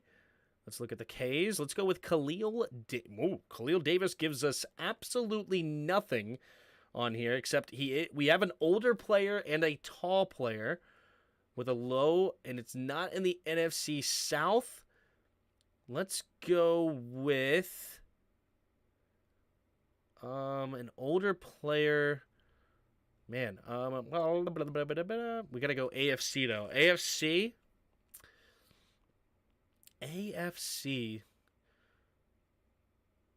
Let's try to do it just a super tall person, huh? Oh, let's do Davis Mills. Why not? Davis Mills. Okay. We got the 6'4" correctly. Wasn't an old player, but just to get us moving. So we have the AFC North, AFC West. Okay, so we're on offense, though, for sure. Could be a receiver or an offensive lineman. We could go with Dion Dawkins. He's 6'5". It's not a tackle, though. Still could be a guard. We're getting closer to the age. Could be a guard with a number in the 60s. It's not the AFC East, so AFC North or West. AFC North or West. Let's what's his name?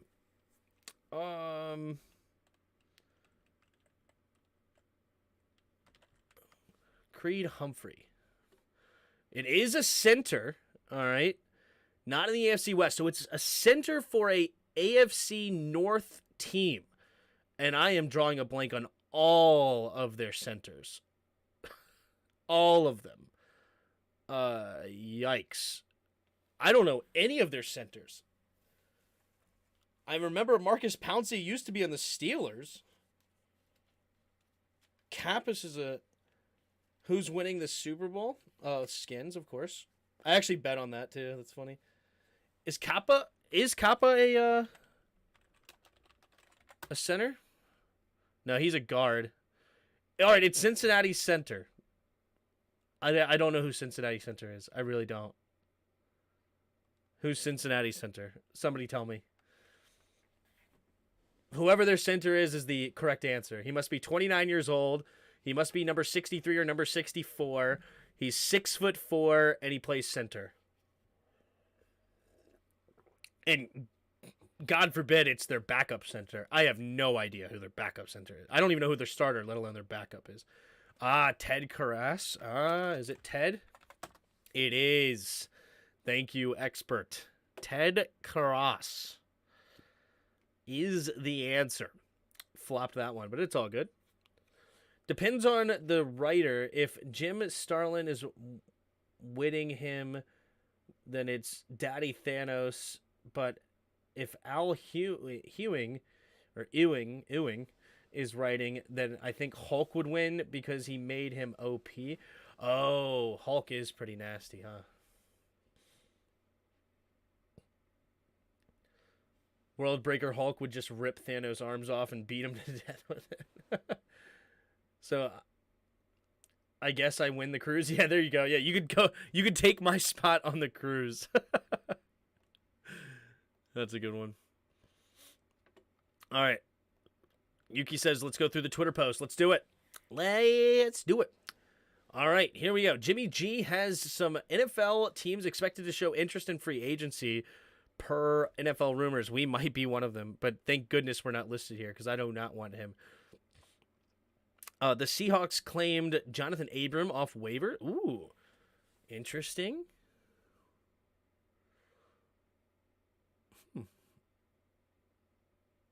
I like it. I like it. The former Falcons and Cowboys Hall of Fame Deion Sanders has head coach interests from Colorado, Liberty, Cincinnati, and South Florida per multiple reports. I'd be surprised if he left where he is right now, right? Because he likes being at the HBCU. He likes helping the young black youth, and I think he's making a good difference over there. And every video I see from him, I love what he has to say. And Deion Sanders seems to be really changing people's lives down there and being a really good football coach. So you think he's definitely leaving? Maybe. Does he really have aspirations to move on? I thought like his kind of thing was to be at the HBCU for that reason. But what's going on with Cincinnati? I thought Cincinnati loves their coach. Is Cincinnati's coach leaving? Yuki, will you miss Garoppolo when he leaves? Yeah. Nah, he wants to beat Nick Saban. Ooh, so he wants to try to fight his way into an SEC school? What's going on with Cincinnati's head coach? Doesn't Cincinnati love their head coach? Because Cincinnati's been a really good football team under, what's his name? Cincinnati's head coach? Cincinnati Bearcats football head coach. Oh, wait, Kerry Coombs is their head coach now? Ooh, wait, never mind. What happened to the head coach before that?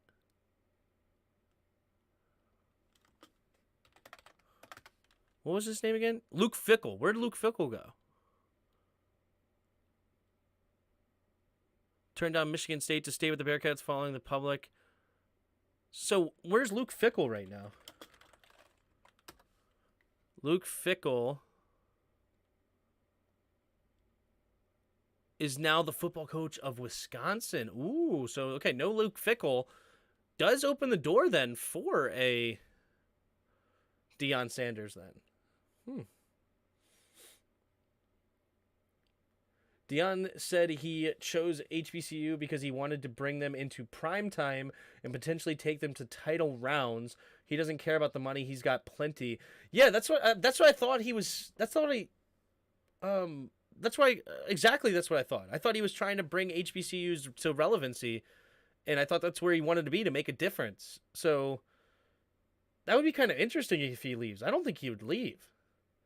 Deion is a great coach. He should coach the Texans. I don't know. Would he?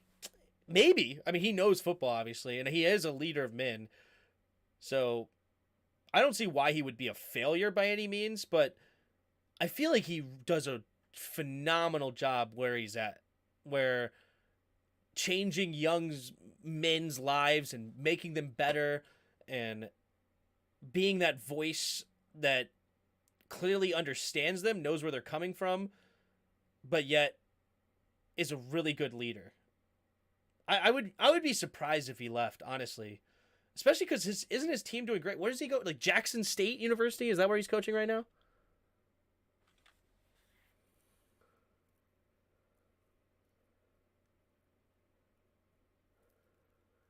HBCUs will never beat a Power 5 team. See, that's where you might be wrong, because his name is able to bring in top talent, right? So if he's able to actually start recruiting, like if they get good, he gets guys to get to the NFL level, right? If Jackson State starts producing NFL players and then starts to create a system, and then he can actually get top-notch talent, all of a sudden he could potentially compete. You know, it'll take like 5 years, 10 years or something like that, but it's not impossible. Today it might be, but it's not impossible in the next 5 to 10 years if he really continues to go. All right, here's the kick return, and it's a decent return by Hines up to the 25-yard line, though, so no harm, no foul there. It was a very short kick, though. Again, Nick Folk. Is Nick Folk hurt or something? He is kicking super short.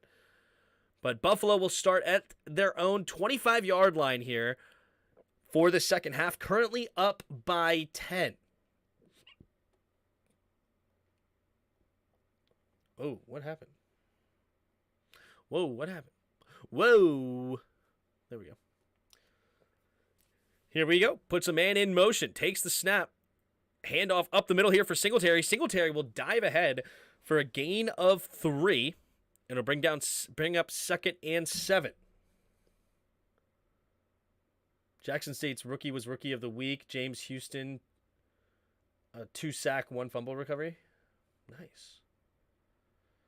Remember LSU players take pay cuts when they go to the NFL? Here we go. Allen in the shotgun. 2nd and 6. 3 receivers to the right. Allen says reload, reload, reload, whatever that means for this play. Here we go, 2nd and 6. Allen takes the snap, 4-man rush.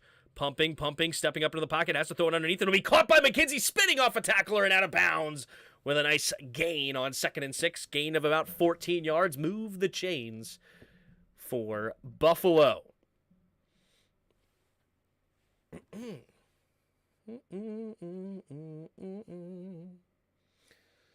All right, 1st and 10 now for Buffalo, up to the 42-yard line. Here we go. 2 receivers to each side. Takes the snap. Allen looking, throwing it underneath. It'll be caught by McKenzie. McKenzie will dive ahead for another decent-sized play here. 13 and a half to go here in the 3rd quarter.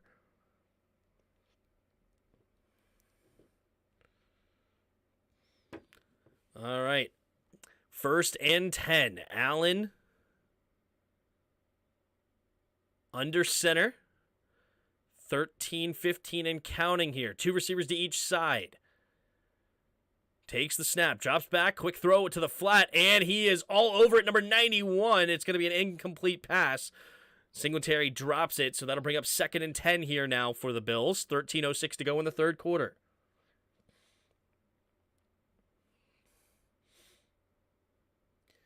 Detroit Lions rookie Deion's first pick. James Houston. Oh, he plays for the Lions. Interesting. Good for him. Quessenberry is horrible. Questenberry's so bad. 2nd and 10. 3 receivers to the left at the 41-yard line. Allen in the shotgun. Takes the snap. Handoff to Cook. Cook zigzagging around. Does follow his blocks and gets a decent gain here. Big hit by the safety, but not until after a gain of about 6 on the play. There is a flag, though. It might be in the area of holding.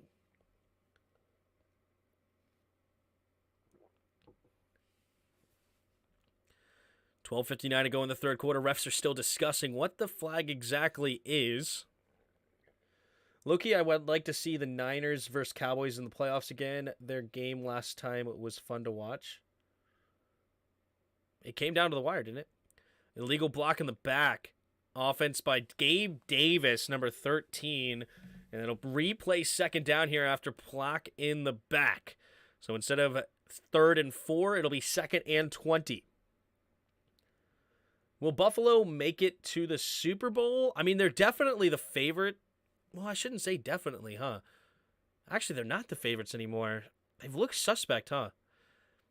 So, they're not the favorites anymore. Kansas City and probably Miami are both favorited over them. I don't know. That's interesting. 2 receivers to each side. I think they have a legitimate chance, of course, but they wouldn't be the favorites. Take the snap.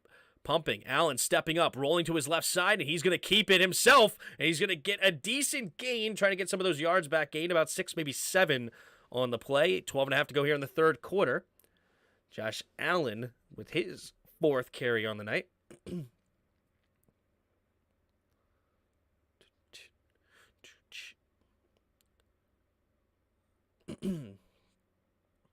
Uche, man, he is playing his butt off. Uche. He was rushing the passer, and he still finds a way to get out there and chase Allen from behind. And now it'll bring up 3rd and 11 here for Allen. 12 minutes to go here in the third quarter. 2 receivers to each side. Takes the snap, drops back, steps up, looking, throwing it down to the left side, and it's going to be dropped by Stephon Diggs. Jones wanted a push off at the top of the route. Not going to get it, but it's 4th and 11 anyway, so the penalty would have been declined, but he's still going to argue it for future reference here. Let's see if he has an argument on 3rd and 11. Yeah, he did extend that left arm. Yeah, he actually has a pretty good argument that Stephon Diggs definitely extended that left arm. 4th and 11. I don't think they're in field goal range. Nope, they're going to go ahead and punt. Ooh, running into the kicker. That might be roughing the kicker. And it's punted into the end zone. Is there a flag? There should be. They didn't throw the flag? What? Their kicker got decked. Maybe he got blocked into him. They're not even showing the replay or calling it. The kicker got absolutely waylaid. Okay. No flag on the play. I would love to rewatch that one. That was weird. Allen is the best quarterback in the league. He does commit some dumb turnovers, though. Nah, he's not the best. Pat Mahomes is the best. Pat Mahomes is number 1, bro. The Bills and Chiefs are basically even as favorites to win the Super Bowl right now. Yeah, I don't know. Let's see. What does my apps? What does the Vegas odds give them here? What is the Vegas odds? Let's see here. NFL Super Bowl. So yeah, Chiefs are plus 430. The Bills are plus 450. And the Eagles are plus 600. Dolphins are 3rd in the AFC at plus 1,500, but 6th. Man, they give the Cowboys a better chance of winning the Super Bowl than the Dolphins. I guess because it's a much weaker NFC than it is in AFC. But yeah, it has to be the difference in conferences, because I feel like if the Dolphins and Cowboys played right now, Dolphins would definitely be favored. But maybe that's just me. I'm surprised you haven't noticed that in halftime that I would tell you to check out Twitter posts and keep in mind that I'm not paid whatsoever, y'all. No, I am. I've 100% noticed that. I'm sorry if I didn't realize.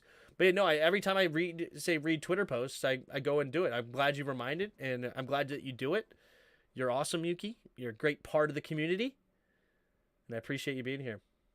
Chiefs are plus 400. Bills are 450 to win the Super Bowl. Yeah, it's pretty close. Allen is better than Mahomes. He's more accurate as a passer and far better runner. Allen would have won at least 2 Super Bowls with Hill and Kelsey. Bueller. I just disagree, man. I don't know. I don't know what you're talking about. Mahomes is deadly accurate. Here we go. Takes a snap. Looking, throwing it underneath. Throws it high, and it'll be caught for a gain of 6. Caught by Aguilar for the Patriots. Patriots trying to stay in this football game currently. 11.5 to go here in the third quarter.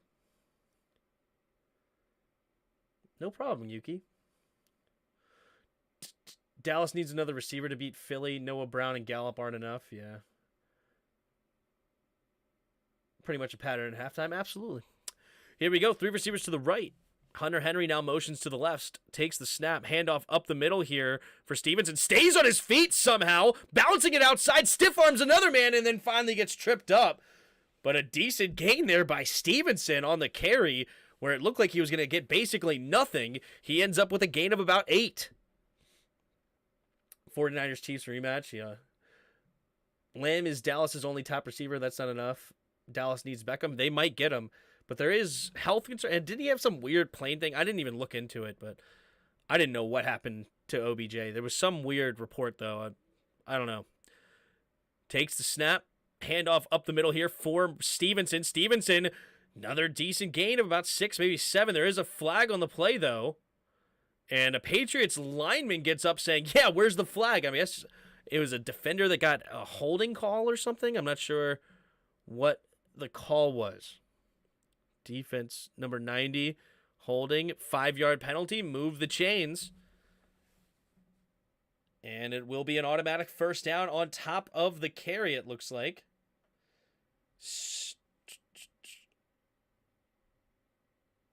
Oh, yeah, he grabbed onto Strange, who was trying to get up to the linebacker. Or no, Andrews, excuse me. Grabbed onto Andrews. All right, 1st and 10 now for the Patriots at their own 44-yard line.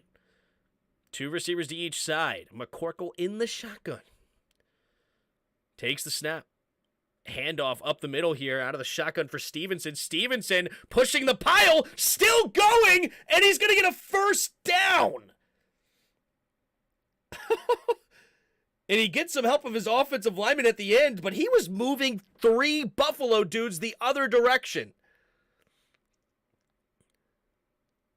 He was definitely getting help from number 69, Andrews, as well the whole time, so never mind. But, man, they were moving that pile, and they're going to get a first down. Tough running here by Stevenson. 9.5 to go in the third quarter. 2 receivers to each side. Single back formation at the 45 of Buffalo. Pitch play to the left is Stevenson. Stevenson trying to bounce it outside. This time he's going to lose a couple. There is a flag also on the play, though. And Epinesa making the tackle, but what's the flag going to be?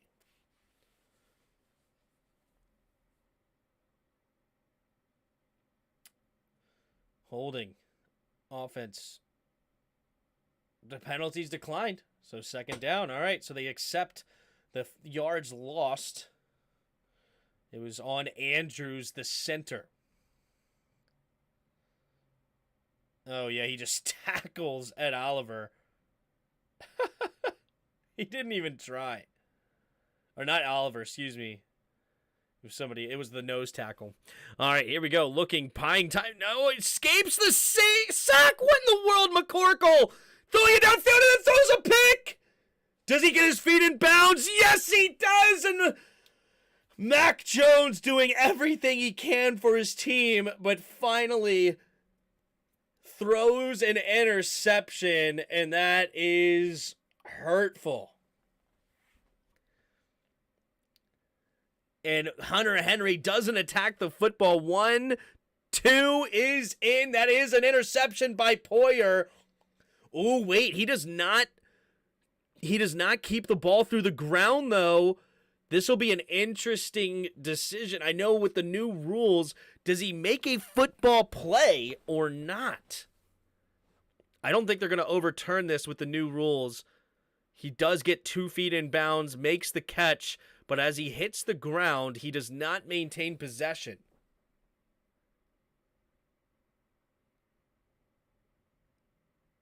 Okay. He did not survive the ground because he did not make a football move. Okay, so they did overturn it. And he did not maintain possession out of bounds. So Patriots will keep the football. 3rd down and like 13 on the play now. Twitter post during your Commander stream, but I want to let you vent about your team during the halftime. Yeah, probably not going to happen during the Skins games. Yeah. Didn't those teams play each other in the Super Bowl? Niners and who? Or wait, you talking about Niners and Chiefs? Yeah. Chiefs won that one. See, when I see stuff like this, it's obvious TH4 is the middle of a pack QB. I'm sorry. Oh, yeah. 2 receivers to each side. Mac Jones in the shotgun. Mac Jones takes the snap. Drops back to pass, throwing it underneath. It'll be caught by Myers with blockers in front, but Stevenson could not maintain his block, and it'll bring up 4th down for the Patriots. Mac Jones is not that much better than TH4 in all seriousness. I mean, he's got a stronger arm, and statistically, he's better, and he doesn't have nearly as much on offense, I would say, as Washington. Like, I would think Washington's weapons are better than Devontae Parker. Oh, nearly blocked on that one. Than, Parker, Aguilar. I mean, he's got better tight ends, McCorkle does, with Hunter Henry and Jonnu Smith. I don't know. Not a McCorkle fan, though, at all, so there's that. Tim, do you think Jonathan Allen means what he said on Twitter? What did Jonathan Allen say on Twitter? Pats win this game if he had Heineke. The Patriots would be in first place if they were in the AFC or NFC South. They are in last place because they are the AFC East. Same with us. Washington would be first place in the NFC South right now. But we're in last place because we're in the NFC East.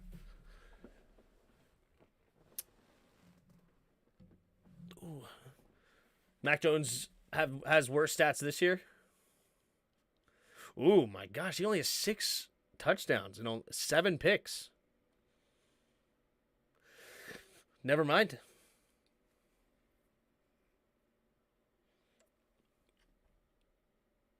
He only had 13 yards against the Bears? What is that? I'm not a Mac Jones fan, though, at all. So, I don't care. Does he have a stronger arm than TH4? Yeah, he does. TH4's arm's one of the weakest in the league. It's not good. Do you still think Rivera should be fired? He won't be. Whether he should be is meh. I mean, I'm not a huge fan of Rivera as the head coach, but I am a fan of head coach or a fan of Ron Rivera as a leader of men, as a human being, and he's not a bad coach. So as long as the team is playing for him hard, it's all good.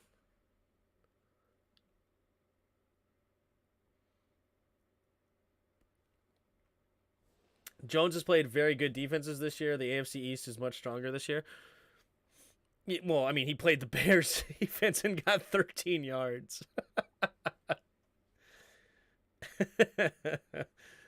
Hard to say that he played better defenses when you look at that, but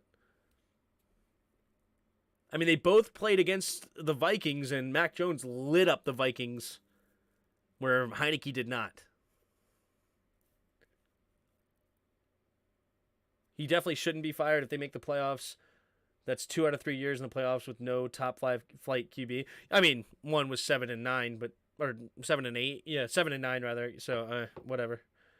Tim, what NFL game just completely defeated you? I don't know. Under center here. Josh Allen. Single back formation. Heavy formation with a couple of tight ends. Takes a snap. Handoff up the middle for Singletary, and Singletary will dive ahead for a gain of about 6. 1st and 10 now. Not 1st and 10, excuse me. 2nd and 4 for Buffalo.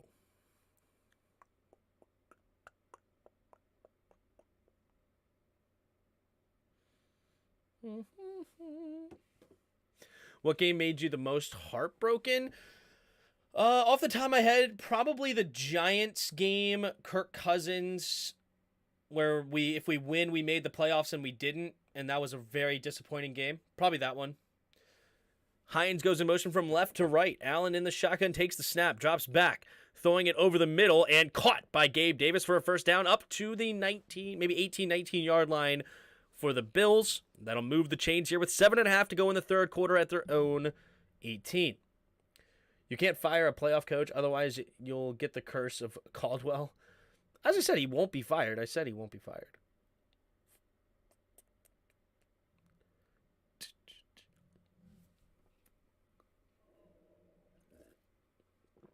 Here we go. Josh Allen in the shotgun. Diggs goes in motion from right to left. Cook in the backfield with Allen. Takes the snap. Looking to throw. Steps up. Throwing it underneath. Caught by Cook. Cook tries to do a jab step, but he's only going to get a gain of 3 up to the 22-yard line for the Bills.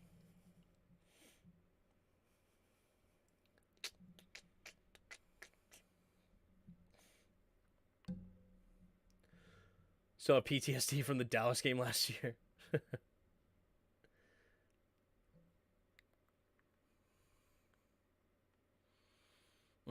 Josh Allen looks a little hurt on that throw. Kind of wincing in pain.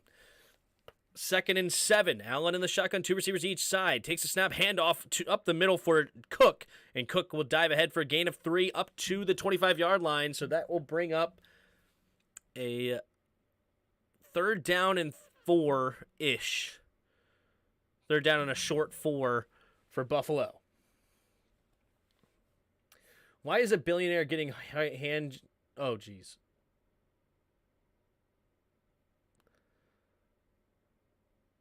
Do you think Deshaun Watson is guilty? I mean... yes. Allen in the shotgun. 4 receivers to the right.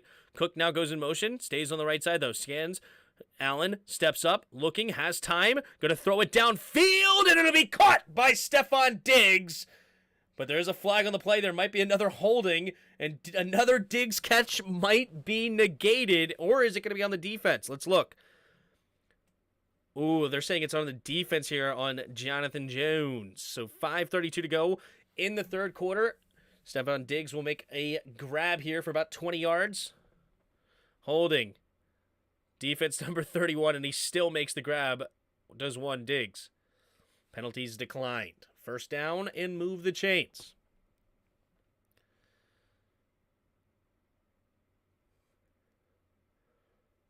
Serious question.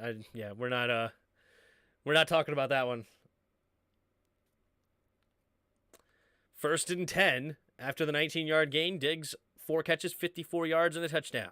Allen puts a man in motion, takes the snap. Hand off to Cook. Cook will only get a yard on the play. Judon and company making the tackle. No, excuse me, Bentley. Thought it was number 9. It's number 8. Bentley makes the tackle.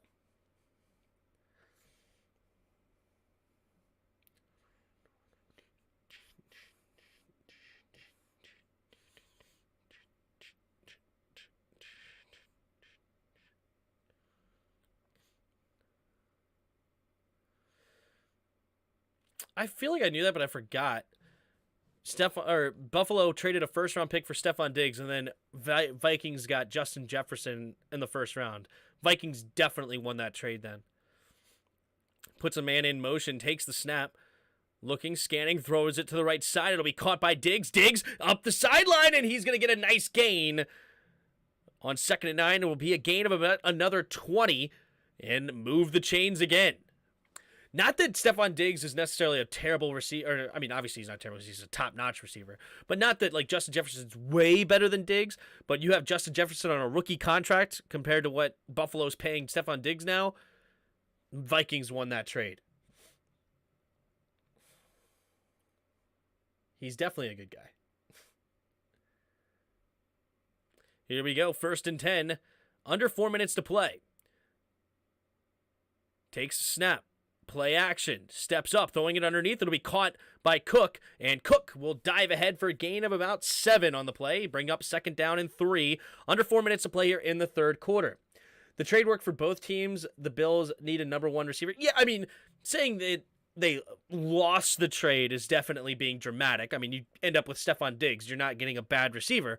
But if you're talking about who won the trade, it was clearly the Vikings benefited more out of the trade. But I wouldn't say, yeah, the Buffalo Bills were not hurt by the trade by any stretch. 2nd and 2. 3 tight end set here. Allen takes the snap. Handoff up the middle for Cook. Cook will just barrel forward and get a gain of 5, moving the chains for the Bill. Ooh, there's a hurt player. Ooh, Quisenberry is hurt. So now they might be going to the 3rd tackle. The backup to the backup here coming up for Buffalo because Quisenberry is rolling on the ground in pain. Stephon Diggs or Terrence McLaurin. I'm not giving up McLaurin for anybody, but what do you want in Washington's new stadium? What would I want in Washington's new stadium? I would like a retractable roof. That's one. I would like escalators. More escalators to every level instead of walking up all those ramps like we'd have to do at FedEx Field. So a lot of escalators would be cool. I would like a bunch of parking garages instead of a big open parking lot where you have to walk 1.5 miles. So parking garages. It would be horrible to get out of a bunch of parking garages, but it's already horrible to get out of the FedEx Field parking lot. So it's not like it's going to be a biatch any way you slice it. I would like, I don't know. Those are a couple of things off the top of my head. There's rumors that Tom Brady could be going back to the Patriots. That would be funny. Terrence McLaurin or your dog.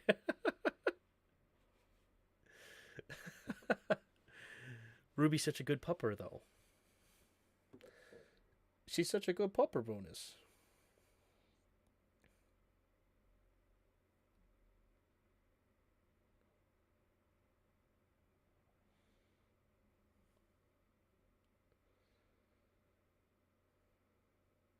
Oh, my wife is texting me saying free ice cream and hot chocolates for the new field. She just randomly texted me free ice cream and hot chocolate. I was like, what? For the new field. She's listening to me. She could have put it in the chat for everybody to see, but no, she wants to text me privately. Selfish.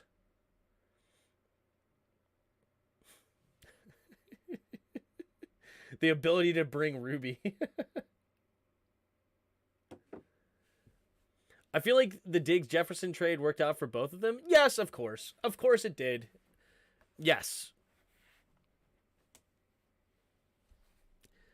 They definitely, neither of them are hurting from the trade. But if we're talking about who got more out of it, still, even though both of them increased their team's relevancy, right? If we talk about who got more, Justin Jefferson is better than Stephon Diggs, even though it's small, and he's on a rookie contract. So Vikings definitely won. Here we go. 3 receivers to the right. Takes the snap. Handoff up the middle here. And barreling forward for a gain of 3 is Cook on another carry. 2.5 to go here in the 3rd quarter.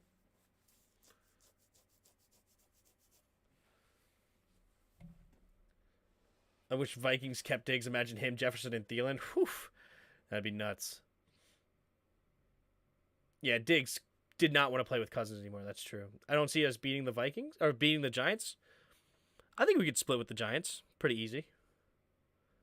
They're not an unbeatable team. Here we go. Takes a snap. Handoff up the middle here. Singletary will dive ahead for a gain of 3. Up to the 18-yard line.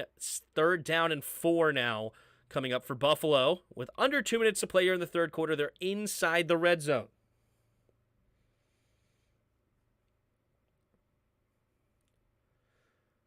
What would I like the stadium to be named? The Command Center, of course. Here we go. 3rd and 4. Minute and a half. 3 receivers to the right. Takes the snap. Allen looking, throwing it to the right side. Stephon Diggs makes the grab inside the 10 up to the 9-yard line. And Diggs makes another catch on a slant pass. He is a nasty route runner, is he not? Oh my goodness. And Allen put that thing in his face before he really even saw it, and he still made the catch. Stephon Diggs. He's on a rookie. Sells it to the outside. Could have been a defensive holding, and then Diggs makes the grab anyway with a tough catch. Beaming it from Josh Allen. So 1st down up to the 9. It'll be 1st and goal. Allen under center. 2 receivers to each side. Puts a man in motion. Takes the snap. Handoff to the right side is Cook. Cook will dive ahead for a gain of 1. And 1st and goal. That could bring us to the end of the third quarter. If the Bills want it to. Or I think they're going to be content of letting this go to the end of the third quarter. They do have a 10-point lead. Time is on their side. There's no reason to force a play here. Let's see what they do. 2nd and goal. Do they even line up? And it looks like they will not line up. So, yes. That will bring us to the end of the third quarter. We'll take a look here at the stats for the first 3 quarters. We have 20 of 31, 213 yards, 2 touchdowns for Allen.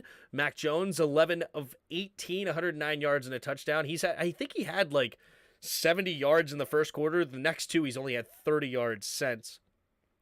On the ground, you have James Cook with 14 carries, 64 yards. And Ramondre Stevenson, 10 carries, 54 yards. Leading receivers for both teams, you have Stephon Diggs, 6 catches, 82 yards, and a touchdown. And Marcus Jones, still the leading receiver, 2 catches, 51 yards, and a touchdown. Josh Allen did have the fumble. It was caused by Uche. So Uche has 2 sacks on the day, including a sack fumble. Leading tacklers for both teams, you have Godchaux, 10 tackles so far, having himself a day. And you have Edmonds and White, who both have 4 tackles apiece for Buffalo. All right, going to the team stats, you have 20 first downs for Buffalo, 8 first downs for the Patriots, 7 for 11 third down efficiency, for Buffalo, only 1 for 7 for the Patriots. You have 324 total yards to 164, nearly a complete double up on yards coming from Buffalo.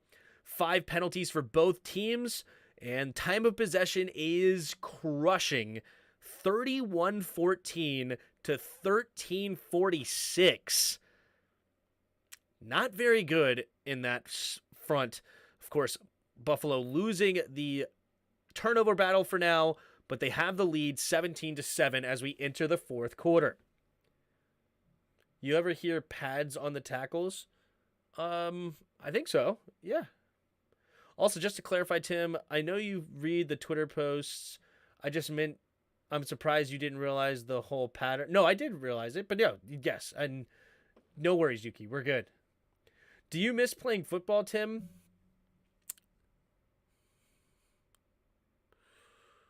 I don't know. I mean, parts of me definitely miss playing sports in general. I would say I probably miss basketball more. That was my first love, if you will. I definitely played a lot of basketball growing up my whole life. I mean, going to the pool where they have a court and just playing for 6, 7, 8 straight hours it just having a blast on the basketball court, and definitely miss some basketball. Football was definitely fun too, but basketball was the sport that I grew up really playing. No, the reason why Tim stopped playing football is because he was too dominant. Yeah, that's right.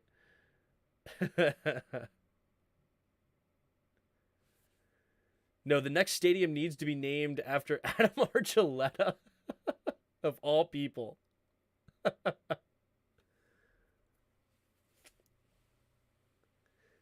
I thought you were going to say Norwell. Oh, gosh. Oh, yeah, Tom Lavero, the worst voice in radio. 3 receivers to the right. Allen in the shotgun here to start the fourth quarter. Takes the snap. Rolling to his left side, and he's going to keep it himself. Allen gets close to the touchdown, but he will be 1 yard short. It would be 3rd and goal. I think on one of my parlays, I need him to score a touchdown. So that would be helpful if he could get there. One of them, I have a Josh Allen anytime score. I need to get over 31.5, which they're currently at 24. So a touchdown here would be putting him at 31. But then I would need a Ramondre Stevenson touchdown. So we're in business pretty close on that one. I also need Stevenson to get, Allen to get 22 more rushing yards. And I need Ramondre Stevenson to get 18 more receiving yards. Tim, name random NFL player. Trayvon Merrick for the Raiders. Norwell Stadium. I miss water polo. I had to stop when my horse drowned. What? 3rd and goal. Here we go. Allen in the shotgun takes the snap. Allen hands it off, and Singletary gets into the end zone. Touchdown, Buffalo. Uh-oh. And I get what you're saying with water polo, because polo off the horse, but now you're playing in water because your horse drowned. I get your joke, and it's brutal. Tim was dunking. I did shot put and discus my senior year. I played shot put. I did shot put in college, actually. I was terrible. I was so bad, but I walked onto the team.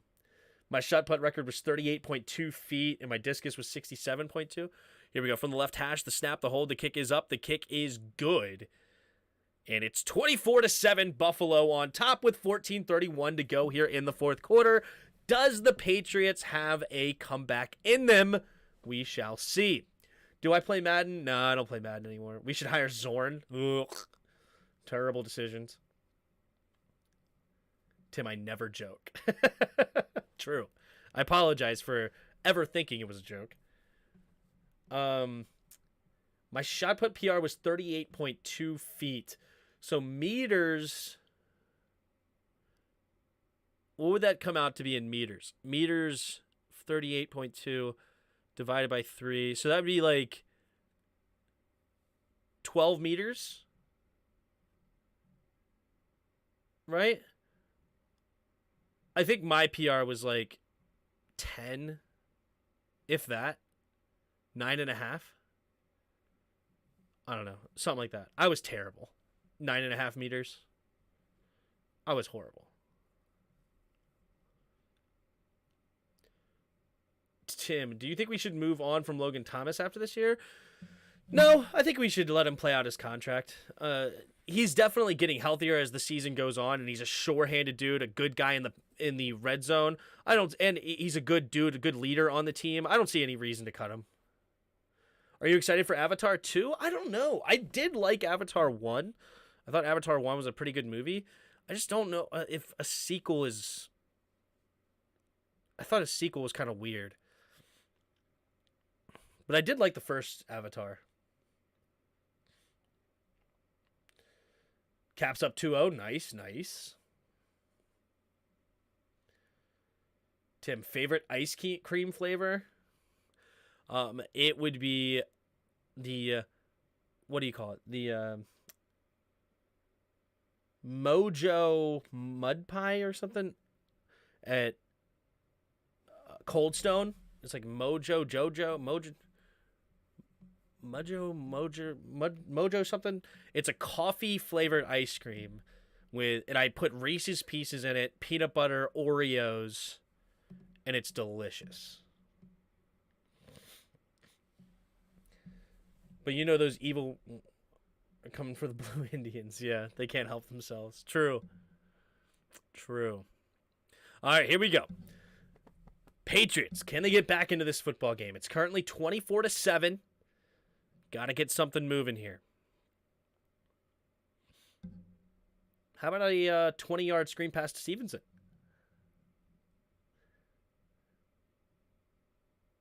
The Cocaine Bear blurb I'd missed that one.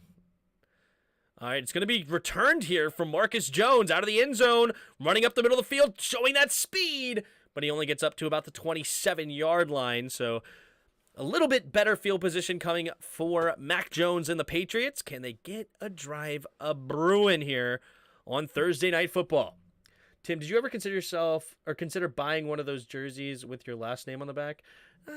Maybe briefly, but I never seriously considered it. Like, I never even looked, or maybe I looked into it. I don't even remember. I never did it, but maybe I'm sure I considered it. 3 receivers to the right in the shotgun. Mac Jones. Bunch formation here, puts Stevenson in motion, takes the snap, going to throw it over to the right side, has a man wide open, is Bourne, and Kendrick Bourne will get a gain of about 15, 16 yards there, move the chains up to about the 42-yard line. Back-to-back swing passes again. Place your bets. Yeah. 1st and 10 for the Patriots. They are in desperation mode here. Offset I formation. They have Marcus Jones in the backfield. No, now he's over to the right side. Now he puts him in motion, takes the snap, play action. Mac Jones steps up, throwing it to the left side, has a man, and he barely overthrows Jacoby Myers. He got hit as he threw. Tried to throw with some anticipation, but he could not quite get it there. What if Bill Belichick retires and Patriots hire Scott Turner? I would be so happy. That would be awesome. I'm talking crazy today. Yeah, he had a guy hitting him as he threw, and it's incomplete. Good play there by Rousseau, I believe, or was that Hughes? Takes the snap. Pumping, setting up the running back screen, and he's going to lose yardage on the play. That hurts my chances of making my bet. Thank you. I think he loses 4 or 5 yards on the play. So he needed 18 yards at one point. Now he needs 23. Thanks. Belichick needs to retire. His idea to not hire anyone who has coached before was stupid beyond belief. Yet they're still somehow 6-5. It is a crazy thing that he did, but they still are 6-5. 3rd and 15 here. 3 receivers to the left. Takes the snap. Drops back. Scanning the field. Throwing it to the left side. It'll be caught by Myers, and Myers will get a gain of about 7-ish, maybe 8. And what will the Patriots? Patriots will settle to punt it away.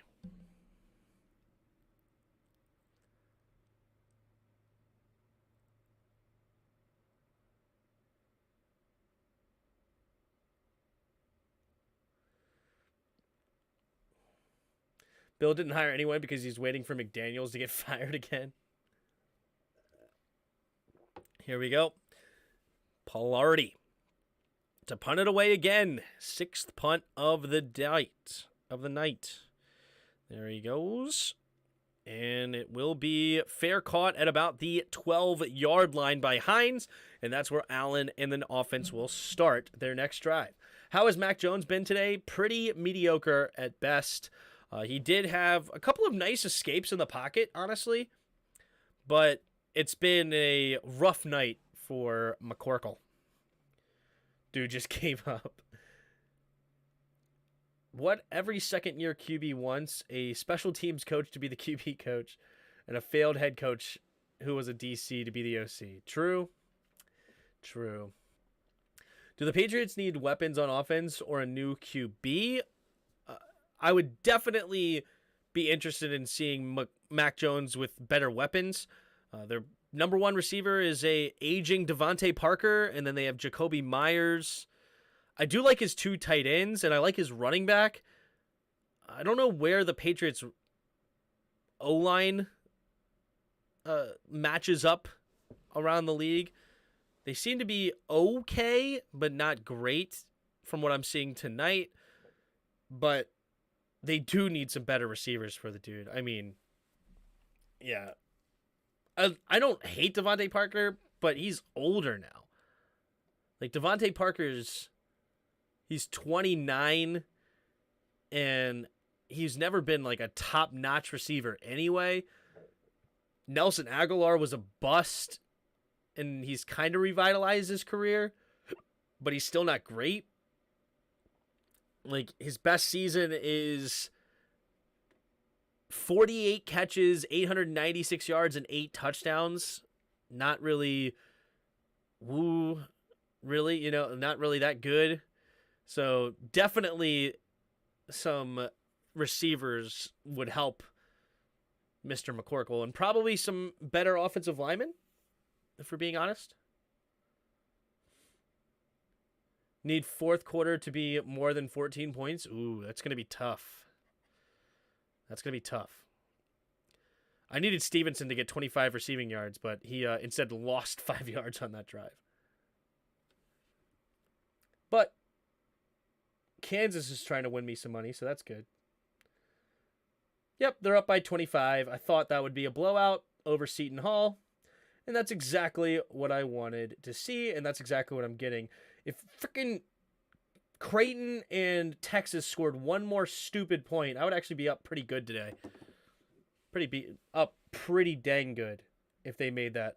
But I still will be up even after Kansas wins, so that'll be good. All right, 1st and 10. Heavy formation here for the Bills. Singletary, the running back, takes a snap, handoff up the middle, and will be getting a gain of about 6 on 1st down. 2nd and 4 coming up in their own territory at up around the 18-yard line here with 12 minutes to go in the 4th quarter. New England has 3 solid number 3 receivers. Yeah, that's how I feel about it.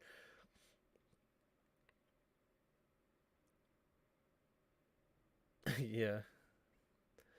I mean, would any of the New England wide receivers start on any team in the NFC East?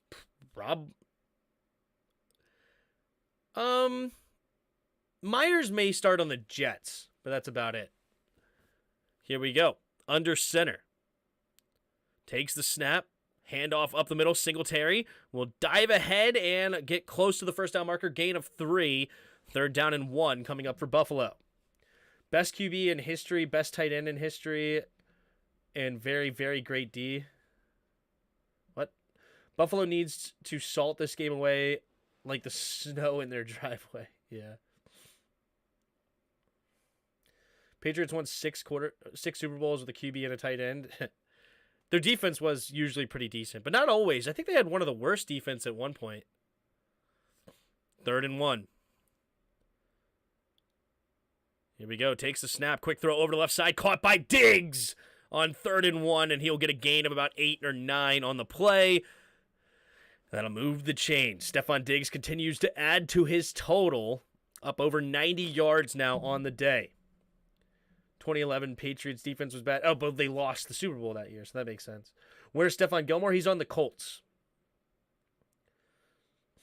That was when they had Moss, right? Bad D, but their offense was on crack. Yeah, exactly.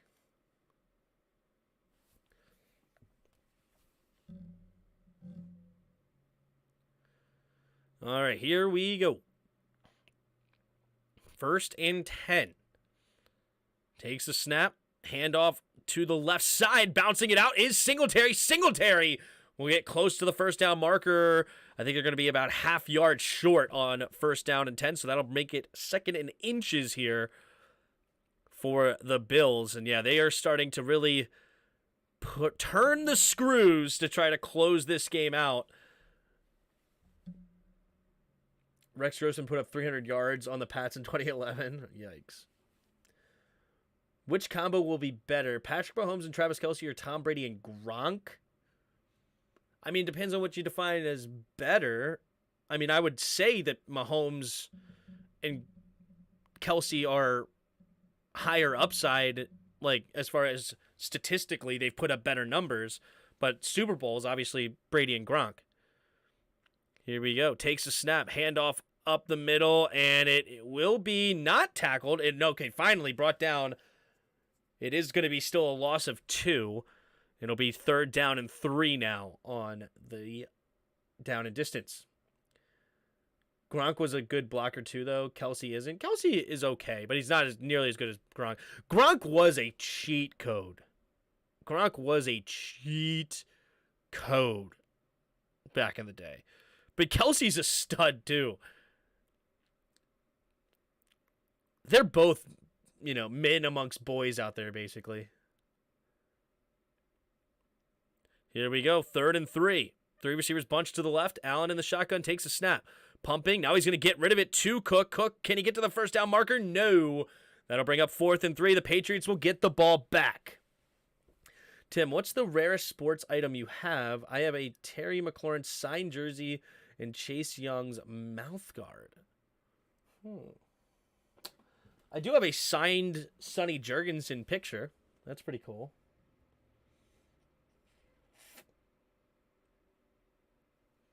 I have these Wheaties boxes. I got 3 of those. I don't know how rare those are.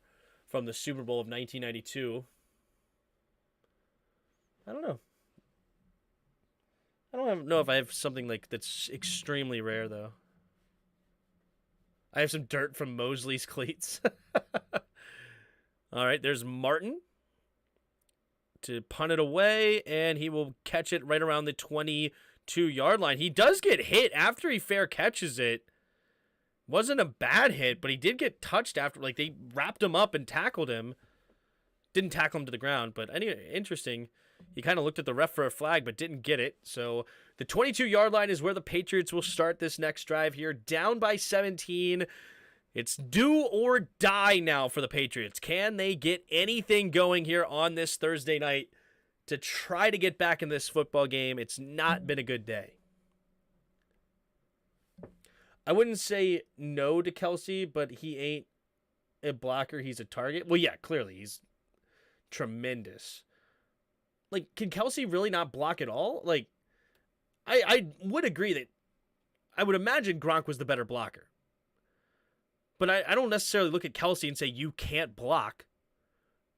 Right? I mean, it seems like he does a fine job blocking when I watch the Chiefs. When they run, you don't see holding calls from him all the time, or you don't see him just whiffing on blocks. I feel like he's a capable blocker.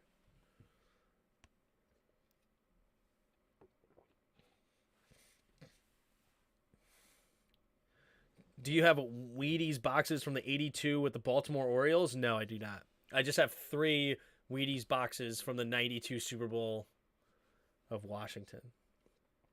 Gronk is better than Kelce. Kelce benefited from playing in a very good system. And with Hill, Gronk was the Patriots' top option as receiver most years. Okay, well, when they got rid of Hill, he has the most touchdowns he's ever had this season with 6 games to go. Gronk was much better at contested. I wouldn't say Gronk is better, much better at anything receiving than Kelce. All right? Gronk might be better at some things here or there, but he is not much better at anything as far as a receiver. If you want to say he's a better contested catcher, I would not say much better. You couldn't guard Gronk either. Yeah, you couldn't guard either of them. They're men amongst boys. But Travis Kelce is having his best season statistically, and he still has 6 games left. Look, he's already at 912 yards with 6 games, and he already has the most touchdowns he's ever had after they got rid of Hill. So I would not say Hill was what made him great. Here we go. 2 receivers to each side. Mac Jones in the shotgun, takes the snap. Drops back, pumping, throwing it downfield. Has his man caught. Is number 11? Number 11 makes his first catch of the day. I'm not even sure who that is. Oh, it's Thornton, the rookie, second-round pick. Makes his first catch of the day. 1st and 10 here with 7:20 to go. 3 receivers to the right. Jones in the shotgun, takes the snap. Drops back. Looking, going to flip it out there, and it's going to be caught by Stevenson. Stevenson breaks a tackle, but he's only going to gain a gain of 3 on the play. So that'll bring up 2nd and 7. Also, Mahomes' arm is crazy compared to Brady. Mahomes is way more talented than Brady. I mean, we're not going to dispute that, right? I mean, Brady's obviously the best quarterback of all time because he has all the accolades. Mac Jones in the shotgun on 2nd and 7, takes a snap, steps up, going deep, and overthrows Tyquan Thornton. That'll bring up 3rd and 7 here with 6:37 to go in the 4th quarter. Hill was holding him back, taking targets away from Kelsey. Kinda, right? That's kind of what we're seeing. Kelsey was still putting up numbers before Mahomes got there. With Alex Smith, yeah, he was still a good target there too. I mean, Travis Kelsey is one of the best tight ends to ever play the game, right?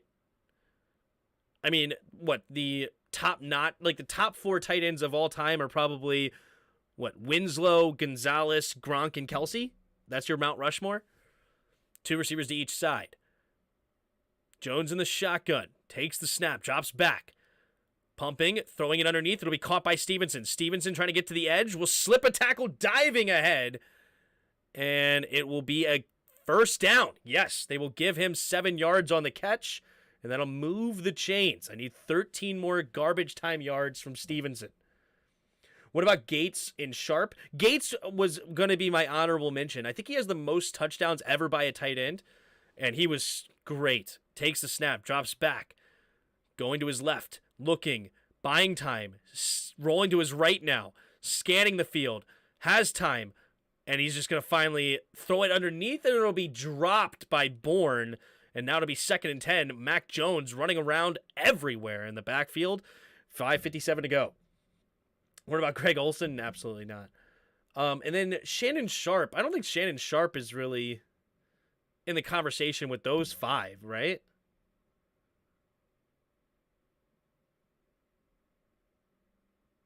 Old man, not young. What? Mahomes' physical traits are off the charts. Brady was really just an upgraded Manning. Yeah. 2nd and 10. 2 receivers to each side. Takes the snap. Mac Jones pumping, setting up a screen to Stevenson. Stevenson following his blocks and will get a gain of about 7 on the play. I need 6 more yards from Stevenson. They give him 8. All right, I need 5 more receiving yards from Stevenson here. 3rd down and 2 then coming up for the Patriots. Gonzalez was in my top 4. Takes a snap, drops back, going to his left, and it'll be caught by Devontae Parker, and Parker will be pushed out of bounds by Milano. 1st and 10. Here come the Patriots. 5:23. They're not dead yet. No love for Chris Cooley. Cooley was great. But Cooley and Jeremy Shockey on that tier underneath, you know. I do love me some Chris Cooley. 3 receivers to the right. Takes the snap. Drops back. Looking, throwing it underneath, and it'll be caught by Stevenson for a gain of, is it 4 or 5? It's 4. I need 1 more yard from Stevenson. Are we going to get it? Vernon Davis is a top-notch tight end as well. He's closer to that conversation to me than Shannon Sharp.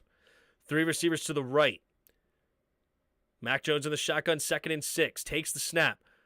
Drops back. Going to throw it underneath, and incomplete. They went to my... No, wait. Get up. You're fine. Okay, good. 3rd and 6. He's just mad he dropped it. Oh, I needed that catch from Stevenson. I'm going to be upset if they drop that.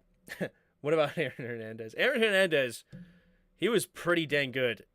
You know, all jokes aside, he really was really good. Didn't watch him, but Mike Ditka changed the tight end game. Yeah, Mike Ditka was good way back in the day, but I don't know. I don't consider it, only Kellen Winslow Sr. to me or whatever, the first Kellen Winslow was really in that conversation back in the day, in my opinion. Vernon Davis didn't have a long enough career playing at a high level. Is that true? I feel like I remember Vernon Davis being really good for a long time in 49ers, and then he was pretty dang good still for Washington. Obviously, he definitely slowed down after that in Washington. He wasn't great in Washington. I mean, he played a long career. I mean, a couple of 13 touchdown years, which until now, Kelsey never had a 13 touchdown season. He never had a 1,000-yard year, which definitely hurts his ceiling, right? But Vernon Davis was a good tight end for a long time. Davis was on some horrible San Francisco teams at the beginning of his career, and he had injuries late. Yeah, and that is definitely something to consider, too. I don't put Vernon Davis... He's definitely not in my Mount Rushmore. I think that Antonio Gates is my odd man out in my top 5. Winslow, Gronk, Gonzalez, Kelsey are my top 4. Not necessarily in that order, but those are my Mount Rushmore. Do you see Gronk going to Philly? No, I don't think so. Hernandez on the Mount Rushmore? Yeah.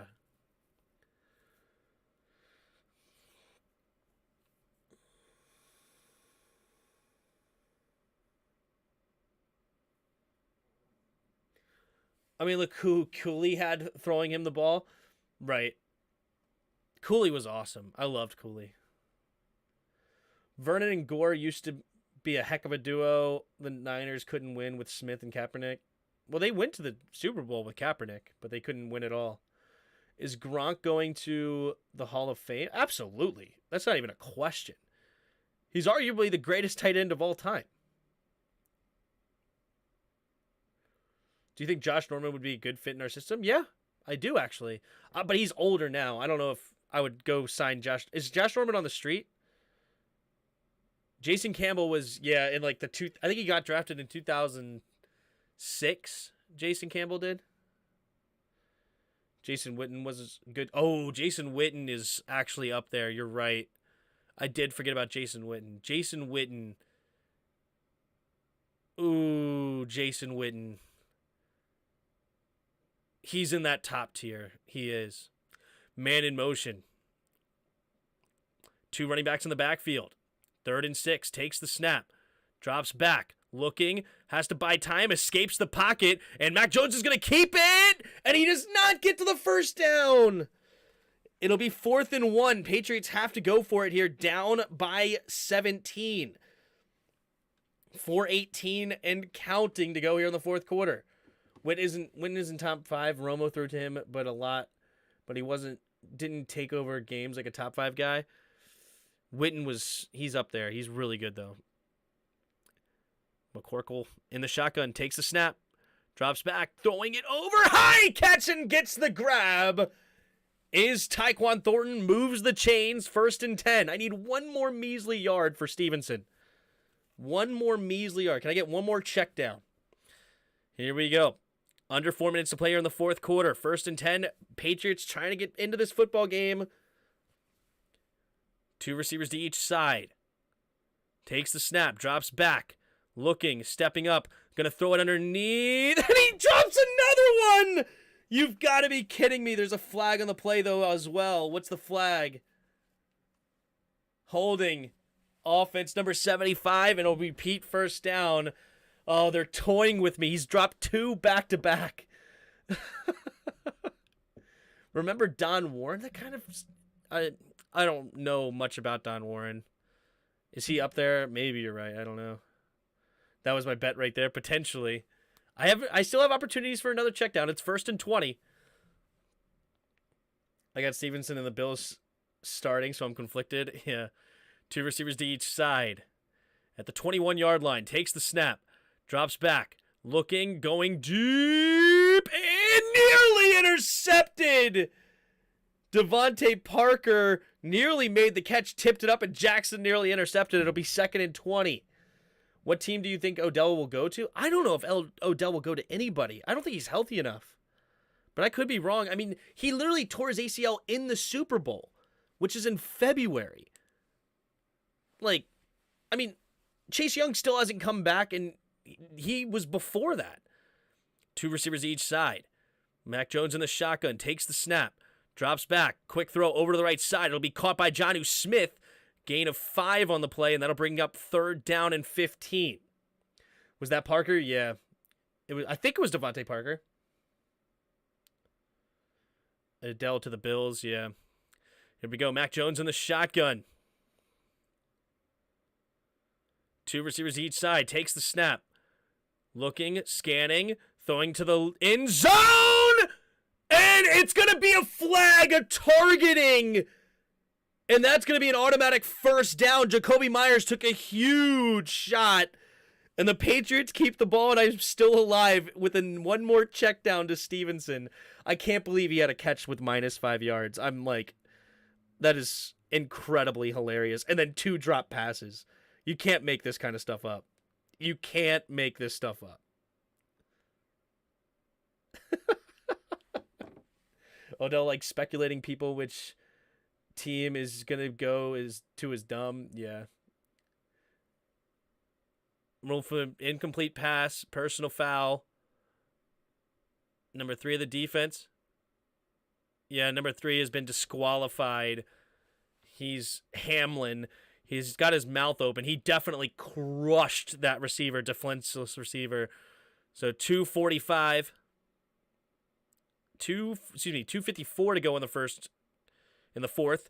1st and goal. This game is all but over here, down by 3 scores. But can we get one more catch to Stevenson, please? Myers will definitely, I'm sure, get reviewed for a concussion as well. 1st and goal. Getting a nice fine for that shot? Potentially, yeah. 3 receivers to the left. Puts Henry in motion. Mac Jones takes the snap. Drops back. Looking, throws it to the left and incomplete. Looking for Hunter Henry. 2nd and goal. From about the 8. Check it down to Stevenson, please. One more catch. That'll be helpful. That shouldn't have been an ejection. What's with the refs and the unnecessary roughness along with ejection? And when you hit a defenseless receiver right there in the head, that's the ejection. It's like the targeting rule in college. 2nd and goal. How many drop balls tonight that hit both hands? Or too many, I should say. 2nd and goal. Under 3 minutes to play here in the 4th quarter. Mac Jones in the shotgun. Puts a man in motion. Mac Jones in the shotgun. Takes the snap. Drops back. Has to try to avoid the rush, and he will not. Down goes Mac Jones.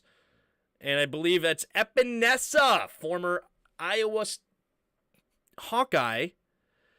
3rd and goal. Clock continues to run. Come on. This is a perfect screen pass time to Stevenson, right? It's got to be. Greenlaw wasn't trying to hit Herbert in the head and yet gets ejected. I'll shut up. Yeah. Here we go. 3 receivers to the left. Mac Jones in the shotgun.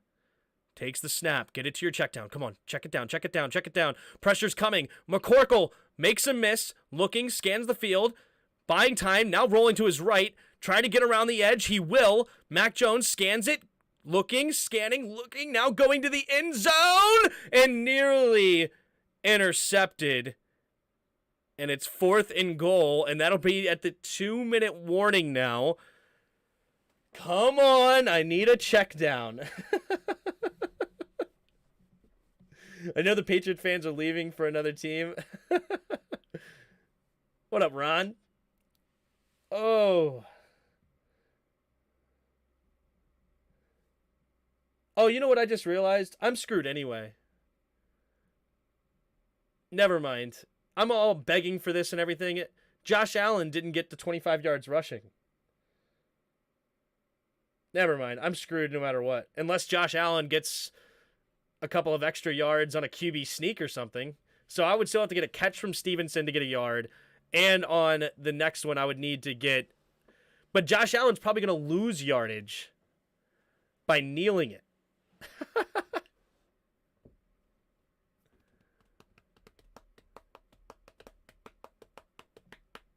They need a field goal anyway. It's a 17-point game.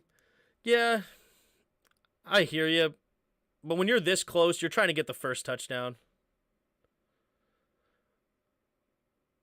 Oh, wait. Actually, they may go for the field goal here. You might be right.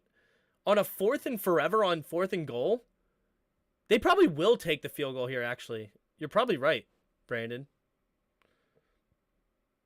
I'm fine with the targeting rule minus the auto ejection. The ejection should be a second or third offense type thing, but not on the first time. It is a bang-bang play. It's tough. Hey, Patriots fans, if you guys are lurking on Tim's stream, the Become a Niners Faithful, that's probably not going to happen there, Yuki. Mac has been overthrowing dudes all game. The Bills' D is suffocating at all levels. McCorkle definitely has not played his best game. That's for sure. That is for sure.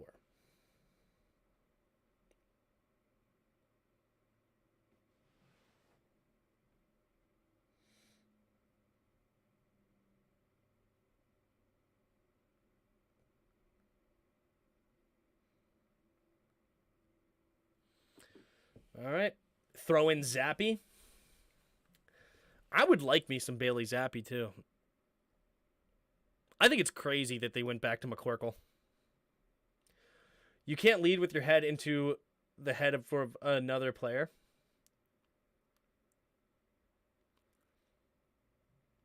Yeah, he said he's fine with the targeting rule except for the auto ejection. That's fine.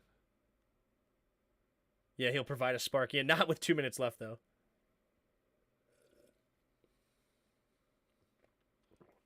I mean, it was still in the 70s, yeah. They will do a field goal here. Nick Folk lining up. He missed from 48 yards short earlier. He's got a 39-yard attempt from the right hash. All right. The snap, the hold, the kick is up, and the kick is through the middle, but will it be long enough? Yes, it will. It is good. Nick Folk does not have a strong leg anymore. Isn't Nick Folk the guy that used to be the kicker for the Cowboys? Didn't he knock down like back-to-back 57-yard field goals or something to win? I don't know. How about the Packers game for big disappointment for you? Oh, hey Momo.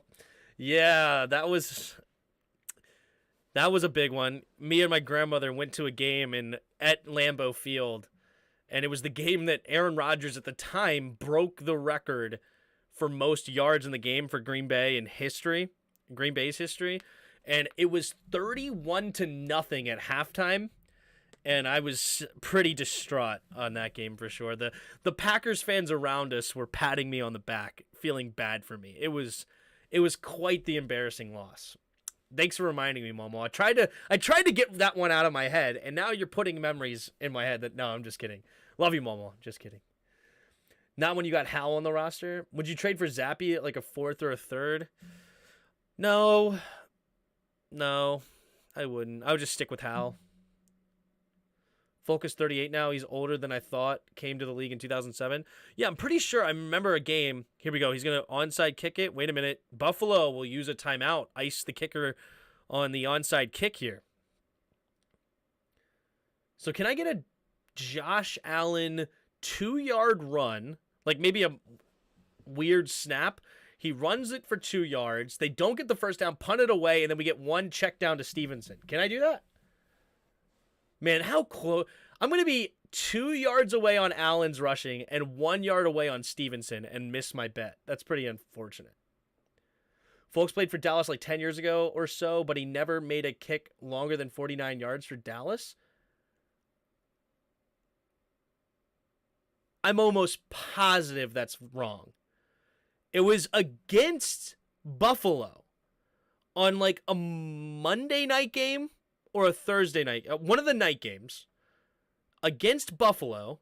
Here we go. Nick Folk kicks it, rolling kick, and it will be recovered by Gabe Davis out of bounds. And Patriots do have their 3 timeouts. We'll see if they even use them. He was with Dallas from 07-09. 2019 was the Folks' first kick longer than 50 yards. I'm almost positive that's not true. Dallas. Like, it was the first year that icing the kicker became a thing. It was the first year that and I think it was Dallas versus Bills last second field goal. 2007, Nick Folk kicked a 53-yard field goal as time expired, giving Dallas an improbable 25-24 victory and won the game. And he made it twice. See? I told you. I remembered this game. And he had to make it twice because they iced the kicker at the end. The unflappable Romo overcame 5 interceptions and lost a fumble to lead the last 2-minute drive. They got the onside kick, got into field goal range, and Nick Folk had to make back-to-back 53-yarders.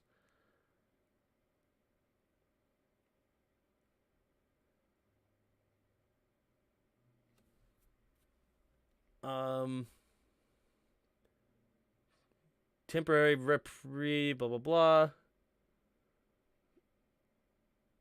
Game notes. Last time Buffalo had 2 interceptions. No. ESPN has him 0 for 0 with 50 plus on his career until 2019. Yeah, that's weird. Because I was quite positive this was the case. 3rd and 12. So now he's losing yards. So yeah, Josh Allen didn't even get 25 yards rushing, or even he's not even going to get 20 yards rushing. He loses a couple extra. So that is the ball game. The Patriots didn't even use their timeouts. Buffalo wins 24-10. Let's go ahead and recap this game real quick. Josh Allen, 22 for 33, 223 yards, 2 touchdowns. Mac Jones, 22 for 36, 195 yards and a touchdown. Ramondre Stevenson had 10 carries, 54 yards. James Cook led the Buffalo Bills with 14 carries, 64 yards. But Singletary played well as also 13 carries, 51 yards, and a touchdown. Receiving, you had Stephon Diggs leading all receivers with 7 catches, 92 yards, and a touchdown. And the leading receiver for the Patriots was a cornerback, catching a screen pass and another one for 2 catches, 51 yards, and a touchdown, showing the Turbo Jets. That was a really fun play early in the first quarter. Excuse me. All right, leading tacklers for both teams, you have Edmonds with 6 tackles for Buffalo, and Godchaux, however you say that last name, for 10 tackles. Also, you had Uche, arguably defensive player of the game. He had 2 sacks, including a sack fumble for New England, even though they ended up losing the game. All right. Tyler Bass made his only field goal, 3 for 3 on extra points. Nick Folk went 1 for 2 on field goals and 1 for 1 on extra points, including missing a 48-yard field goal short on the play. 22 first downs for Buffalo, 14 for the Patriots. 9 of 15 on 3rd down, and 3 for 12 for the Patriots. 355 total yards for Buffalo, 242 for the Patriots. 6 penalties for both teams, and the Bills destroyed the time of possession, 38-08 to 21-52. The only turnover was against the Bills on that sack fumble mentioned earlier. And that is the ball game. We'll go switch to Big Timmy. What's up, everybody? Night team. See you everyone Sunday. Yep, we will be back Sunday for sure. 1 o'clock for the Washington football team. Or Washington Commanders, rather. ESPN is weird. Anyway, yeah, back to this. You know what? Actually, let's go back to this. We finished the game out, but I'm pretty sure they iced the kicker and he made it twice. Let's go to play-by-play. Nope, you don't have play-by-play that long ago. You know what also is a very interesting misnomered stat? And I need to find this, okay? It's bothering the crap out of me. In the chat, you guys let me know, okay? How many of you are still here? We still have 43 of you here. In the chat, who has the most rushing touchdowns in a single season?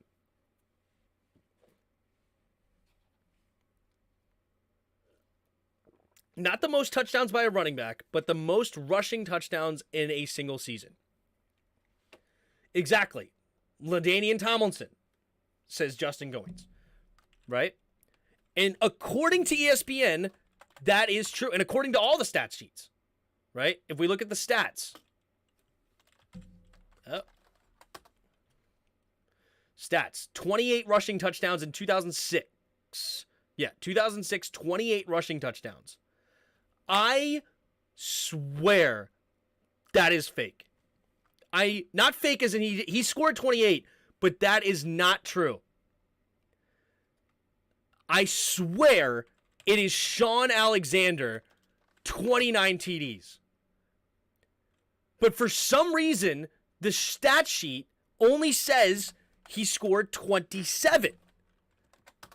If we look here at Sean Alexander, he had in the same year, year before, he had 27 touchdowns. Right? But it's weird, okay? Because look, if we go to ESPN, they say that season he had 27 touchdowns, right? But go to his game log, go to 2005, and if you look here, he only had, if you count these up, he only had 25, even though they have 27. 1 plus 4 is 5, plus 1 is 6, 8, 12, 14, 17, 19, 20, 21, 22, 23, 24, 25. So in the game log, they only show 15 games instead of 16, and he only ended up with 25 on the season, but they gave him 27.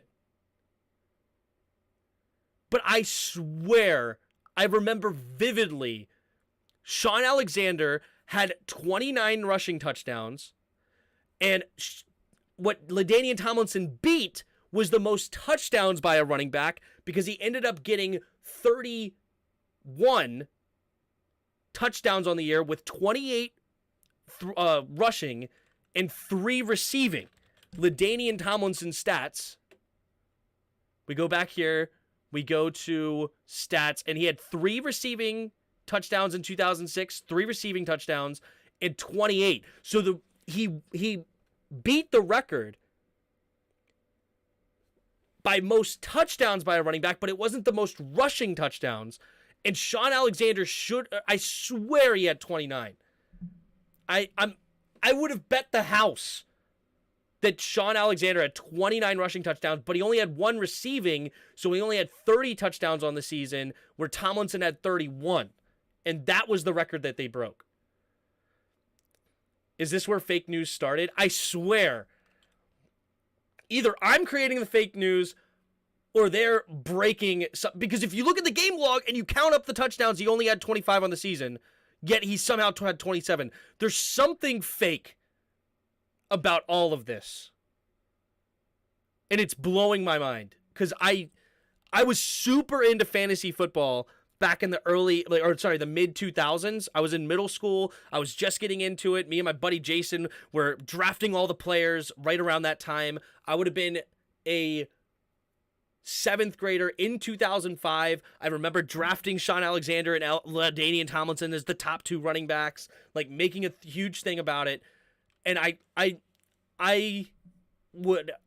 don't know. I would love to go back and literally record every touchdown and like make sure that it is only 27, but I don't know.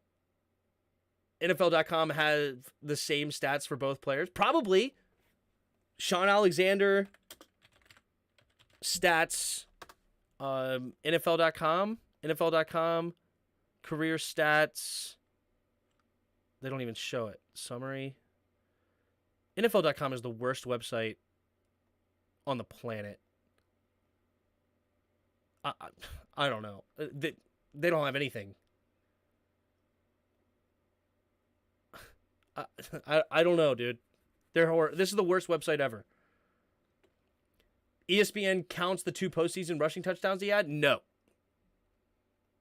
This is a regular season stat. Because if we look back at it, LaDainian Tomlinson did not have 28 touchdowns. LaDainian Tomlinson has the same problem, if I remember correctly. They only count 15 games in 2006. Right? 1, 2, 6, 8, 11, 15, 18, 20, 22, 25, 27. Yeah, see?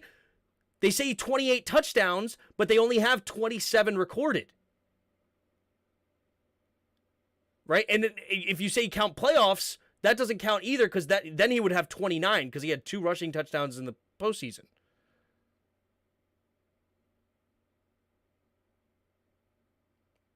Right? So that theory is busted because the rushing totals are only a regular season stat. Pro Football Reference is a better site for stats. True. I thought the record holder was Timmy Smith. Yeah, that was in a Super Bowl with 4 rushing touchdowns in a Super Bowl against the Bills. I think the Bills. ESPN has 27 because he had 27 for the year with the postseason. No, I just busted that same thing with LaDainian Tomlinson because that stat does not count postseason touchdowns. Maybe one of them was a passing touchdown. No, passing touchdown's a separate thing because LaDainian Tomlinson did have a passing touchdown in this season, so he had 32 touchdowns, including one of them. But they only count touchdowns when you run it into the end zone as scoring the points, right? Or catch it in the end zone. So they don't say he had 32 touchdowns that year. They only say he had 31, but he did throw one that year technically. ESPN stats are wrong, but I see why they are wrong is what I'm saying. No, they don't count playoffs. I understand on Shallon Alexander, if you look at his game logs, it looks like, oh, they just counted the playoffs, but it's a 16-game season, right? If you count the games, they only count 15. 1, 2, 3, 4, 5, 6, 7, 8, 9, 10, 11, 12, 13, 14, 15. So there's only 15 games counted. So where's the 16th game? And they did the same thing with LaDainian. 1, 2, 3, 4, 5, 6, 7, 8, 9, 10, 11, 12, 13, 14, 15. So they're removing a game. I'm saying ESPN just made a mistake in how they counted him. They removed a game, and I swear Sean Alexander had 29 rushing touchdowns this season. I swear.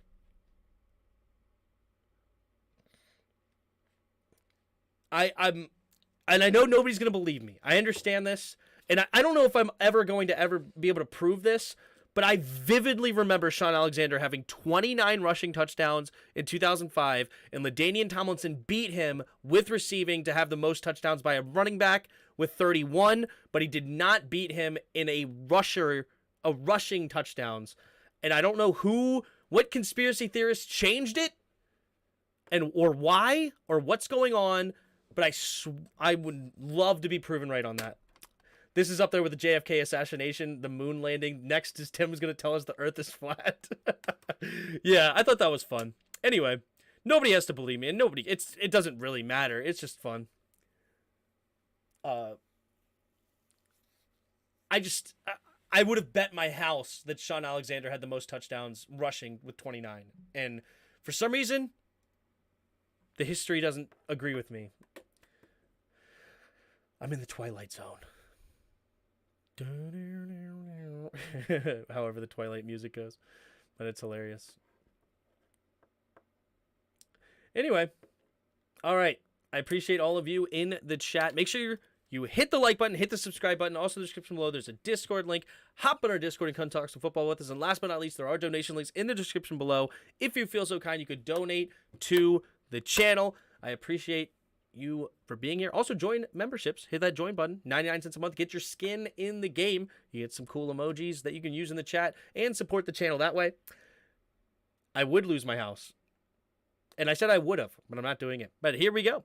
And I will see you next time. And until next time, see ya!